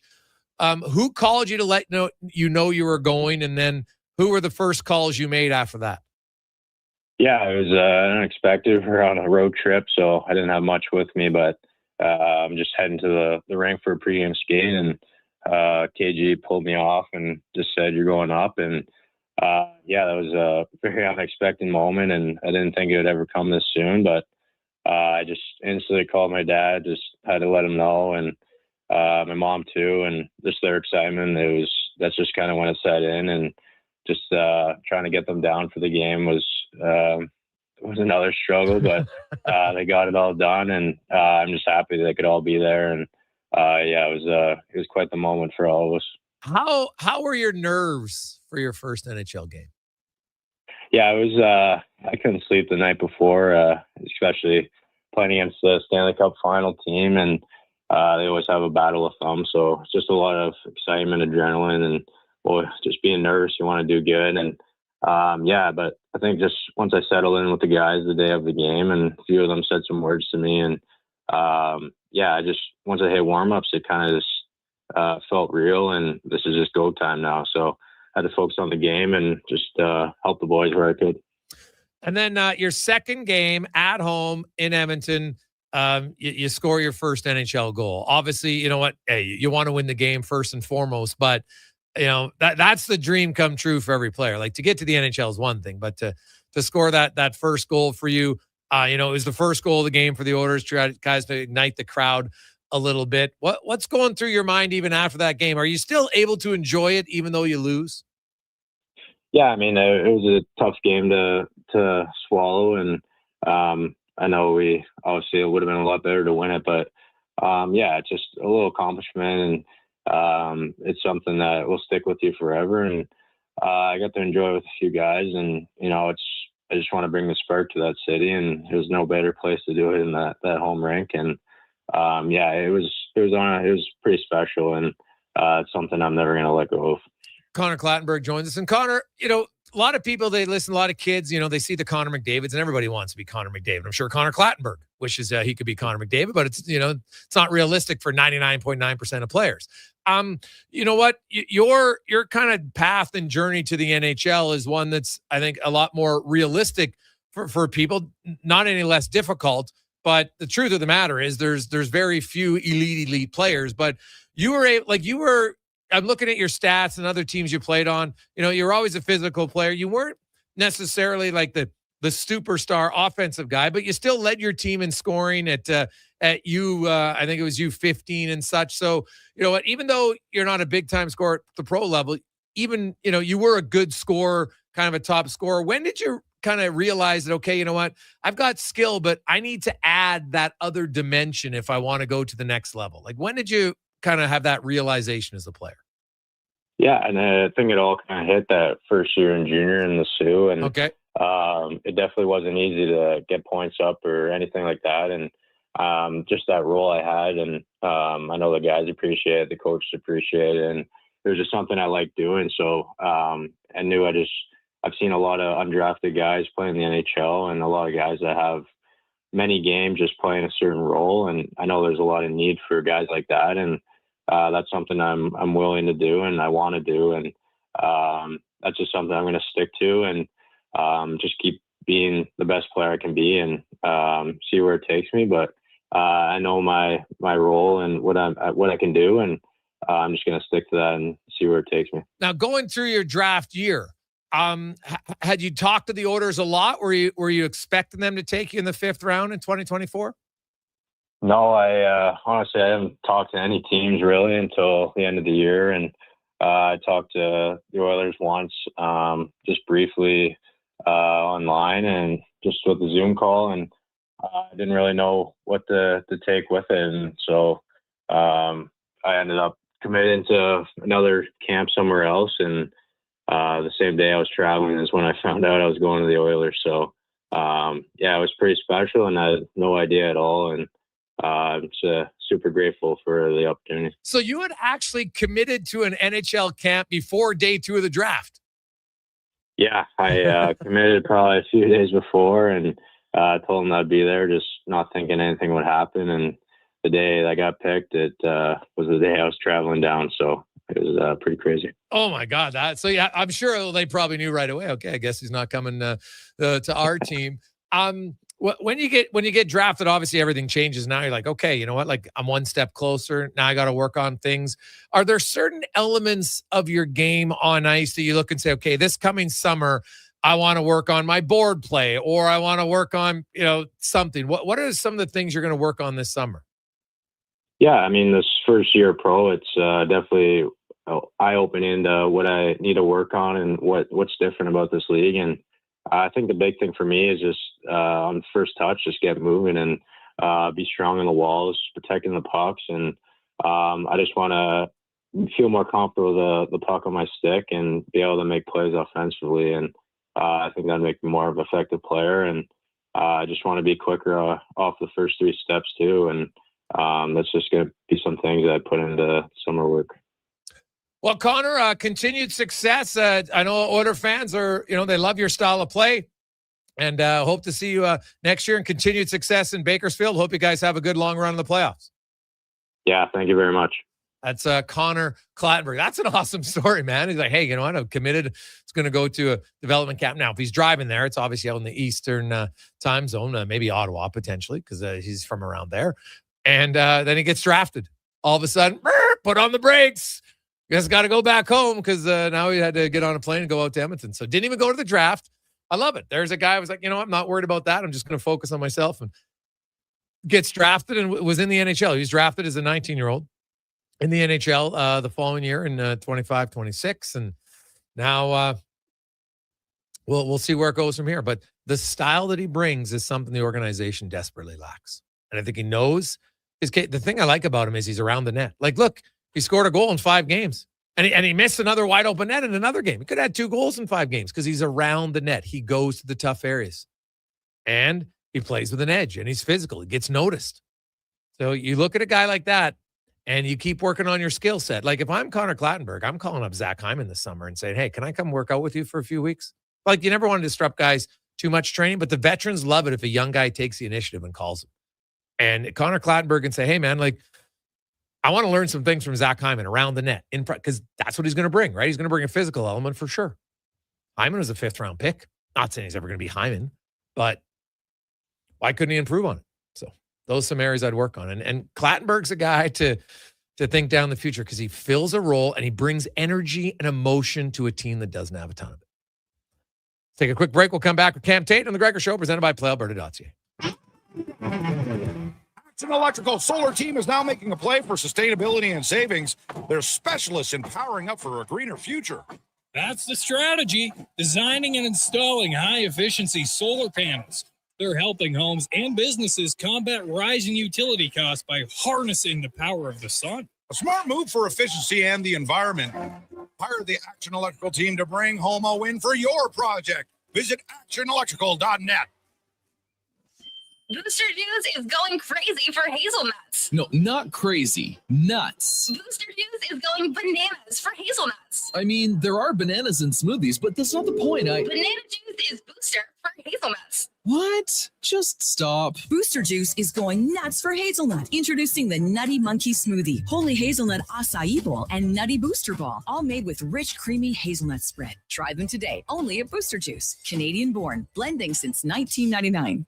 Silent Ice Sports and Entertainment is an innovative market leader across Western Canada. Properties include the Spruce Grove Saints, the Junior Prospects Hockey League, Silent Rides Charter Company, the Hockey Super League, and the newly launched Female Super League. Silent Ice also owns the Western Hockey League Seattle Thunderbirds and operates the Morinville AAA Arena. The Silent Ice Center, a new state-of-the-art entertainment facility in Nisku, features 2 sheets of ice, a 1,600-seat arena, as well as Summit Restaurant. Learn more at silentice.com. Jason Gregor isn't just a sports guy. He's a community builder with over $3 million raised for local charities. And his Gregor Foundation, He's making a difference on and off the air. Check out Gregor weekday afternoons on Sports 1440. Who's that working on the underground utilities over there? All-Star Construction, that's who. What about the street lighting? Yep, All-Star Construction. And the directional drilling, hydrovacking, neighborhood renewal, and telecommunication work? Yep. Since 2009, All-Star Construction has been doing all that and more, shaping and building Edmonton communities for land developers all around Edmonton. That's what All-Star Construction is all about. Getting your vehicle sparkling clean doesn't have to cost a fortune. Take it into Hughes today and pay just loonies a wash. Find us at HughesCarWash.com. Hey, Edmonton, did you know a local Play Alberta winner scored over $500,000 on Mega Jackpots Ocean Bells? Think about the season tickets you could lock down with that kind of cash. From major casino winners every hour to jackpots worth millions and hundreds of popular games to money that stays in the province, there's never been a better time to sign up for Play Alberta. Download the app today to get started with casino, sports, and lottery all in one app. Must be 18 plus to play. When you gamble, use your game sense. I'm Rick Showers from No Bull RV, and I am a used RV salesman. But just because I love being a used RV salesman doesn't mean you would like doing my job all day long. If you're selling your RV privately, that means that you have to be an RV salesman too. That's right, Bob, and there's a lot of work involved. You have to find the customers, be ready to show it at a time and place that's convenient for the other guy, all the stuff you take for granted when you come to No Bull. There's not a lot of glamour in being a used RV salesman, Rick. I don't do it for the glamour, Bob. I love helping people enjoy the great outdoors on their terms. It's my life's work, but it doesn't have to be yours. When you sell your quality used RV with us, we take care of everything. Cleaning, repairs, commercials like this one to bring people in, and besides, I like being a used RV salesman a lot more than you do. And that's No Bull. NoBullRV.ca. Hey, Edmonton, did you know a local Play Alberta winner scored over $500,000 on Mega Jackpots Ocean Bells? Think about the season tickets you could lock down with that kind of cash. From major casino winners every hour to jackpots worth millions and hundreds of popular games to money that stays in the province, there's never been a better time to sign up for Play Alberta. Download the app today to get started with casino, sports, and lottery all in one app. Must be 18 plus to play. When you gamble, use your game sense.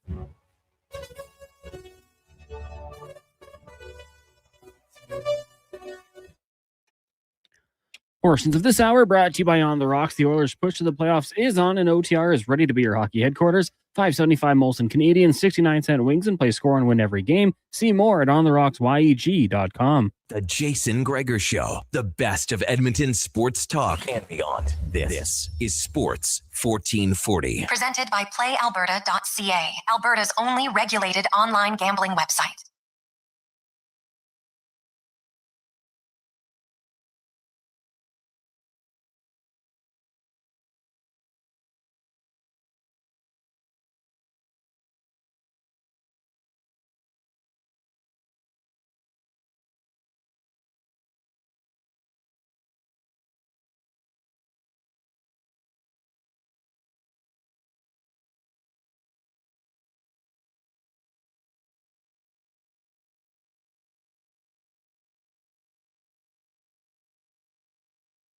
$49, we roll through. Jason Gregor, Connor Halley, Sports 1440, sports1440.ca, YouTube, Facebook, X, and Instagram. Tomorrow, Oilers in Utah. We'll break it all down. Of course, Tristan Jarry going to get the start tomorrow night. I could see it happening. I think it would make sense. It's going to get one of these starts on the road. I would think it could be tomorrow night. Oilers are 4-0 against Utah. all time in their brief franchise history. So try to continue that tomorrow. Will there be new D pairs? We shall see. Let's get to the 2-minute warning with Cam Tate. Brought to you by Legacy Heating and Cooling, where the rates never change. No overtime charges. That's a bit of legacy at legacyheating.ca. Here is Cam Tate. Frustration. It's life's Rubik's Cube. Some twist harder, some throw it across the room, and some just quietly stew. No, really, I love this. Maybe you're a door slammer, turning printer jams into a full-blown WWE audition. Or a yeller, broadcasting your rage like a car alarm no one's turning off. Or maybe you're the silent type, retreating to your cave with a side of sarcasm. But here's the thing, frustration doesn't solve itself.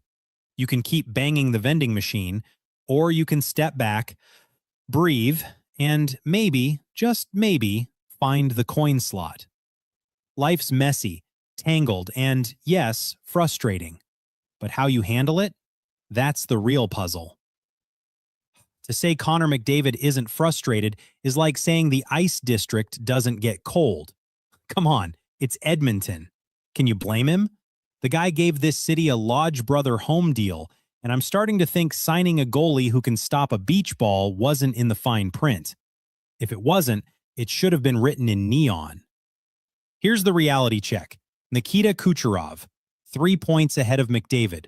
And McDavid, 3 goals in his last 10 games. His wingman, Leon Draisaitl, Low Tide's glimmer twin, is out with an injury. Oh, and it's the last week of March. The clock is ticking. And the Oilers, the team that once lost a Stanley Cup final by a single goal in Game 7, yeah, they're flirting with missing the playoffs. So if McDavid wants to call out the coach, drop the mitts, or scream into the void, let him. This isn't a tantrum, it's a battle cry. The guy cares. He cares about bringing a Stanley Cup to Edmonton, even if he has to drag the team there himself. 2-minute warning. Gregor, Haley, Kruger. Sports 1440. Frustration is mounting. There's no doubt about that. And I don't know if it'll be solved in the regular season. I really think it's only going to be solved if the Oilers have some success in the playoffs. Now, they got to make it there, but that's going to be the key to salvaging this season, is if they can find a way to get some consistency in the playoffs. That's it. Like, that's been their Achilles heel. They haven't been able to find any sort of consistent play in the regular season, right? We've all seen it. You've all watched the games with me. This is not new. And whether or not they can find it, we won't know until if they get to the playoffs. And then the playoffs will begin on, for them, either April 19th or the 20th, most likely. So we'll see what happens between now and then. The Oilers, 4 more games this month against teams they've had success against a lot this year and the last few years, but no Draisaitl, so it makes it harder. Utah, Vegas, on the road, Anaheim, Seattle, at home. It's going to be a fun week, right? Because you'll have a pretty good sense of where the Oilers are in just a week. Can they turn it around? Can Tristan Jarry make a save?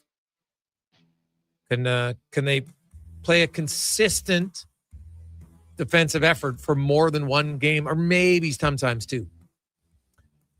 That's why we play the games, boys and girls. We'll see what happens. Connor Halley will get you updated on the lone game in the National Hockey League. It does have significant playoff implications if you're an Ottawa Senators fan. Also, Mika Zibanejad, congratulations, game 1,000. All his teammates showed up with the wigs with the Zibanejad long hair. It's pretty funny. So on behalf of Connor Halley, Declan Kruger, I'm Jason Gregor. Have yourselves a wonderful Monday evening. We'll talk to you tomorrow. Oilers, Utah, and a busy slate, 15 games in the National Hockey League. Let's get to the comment on Sports 1440.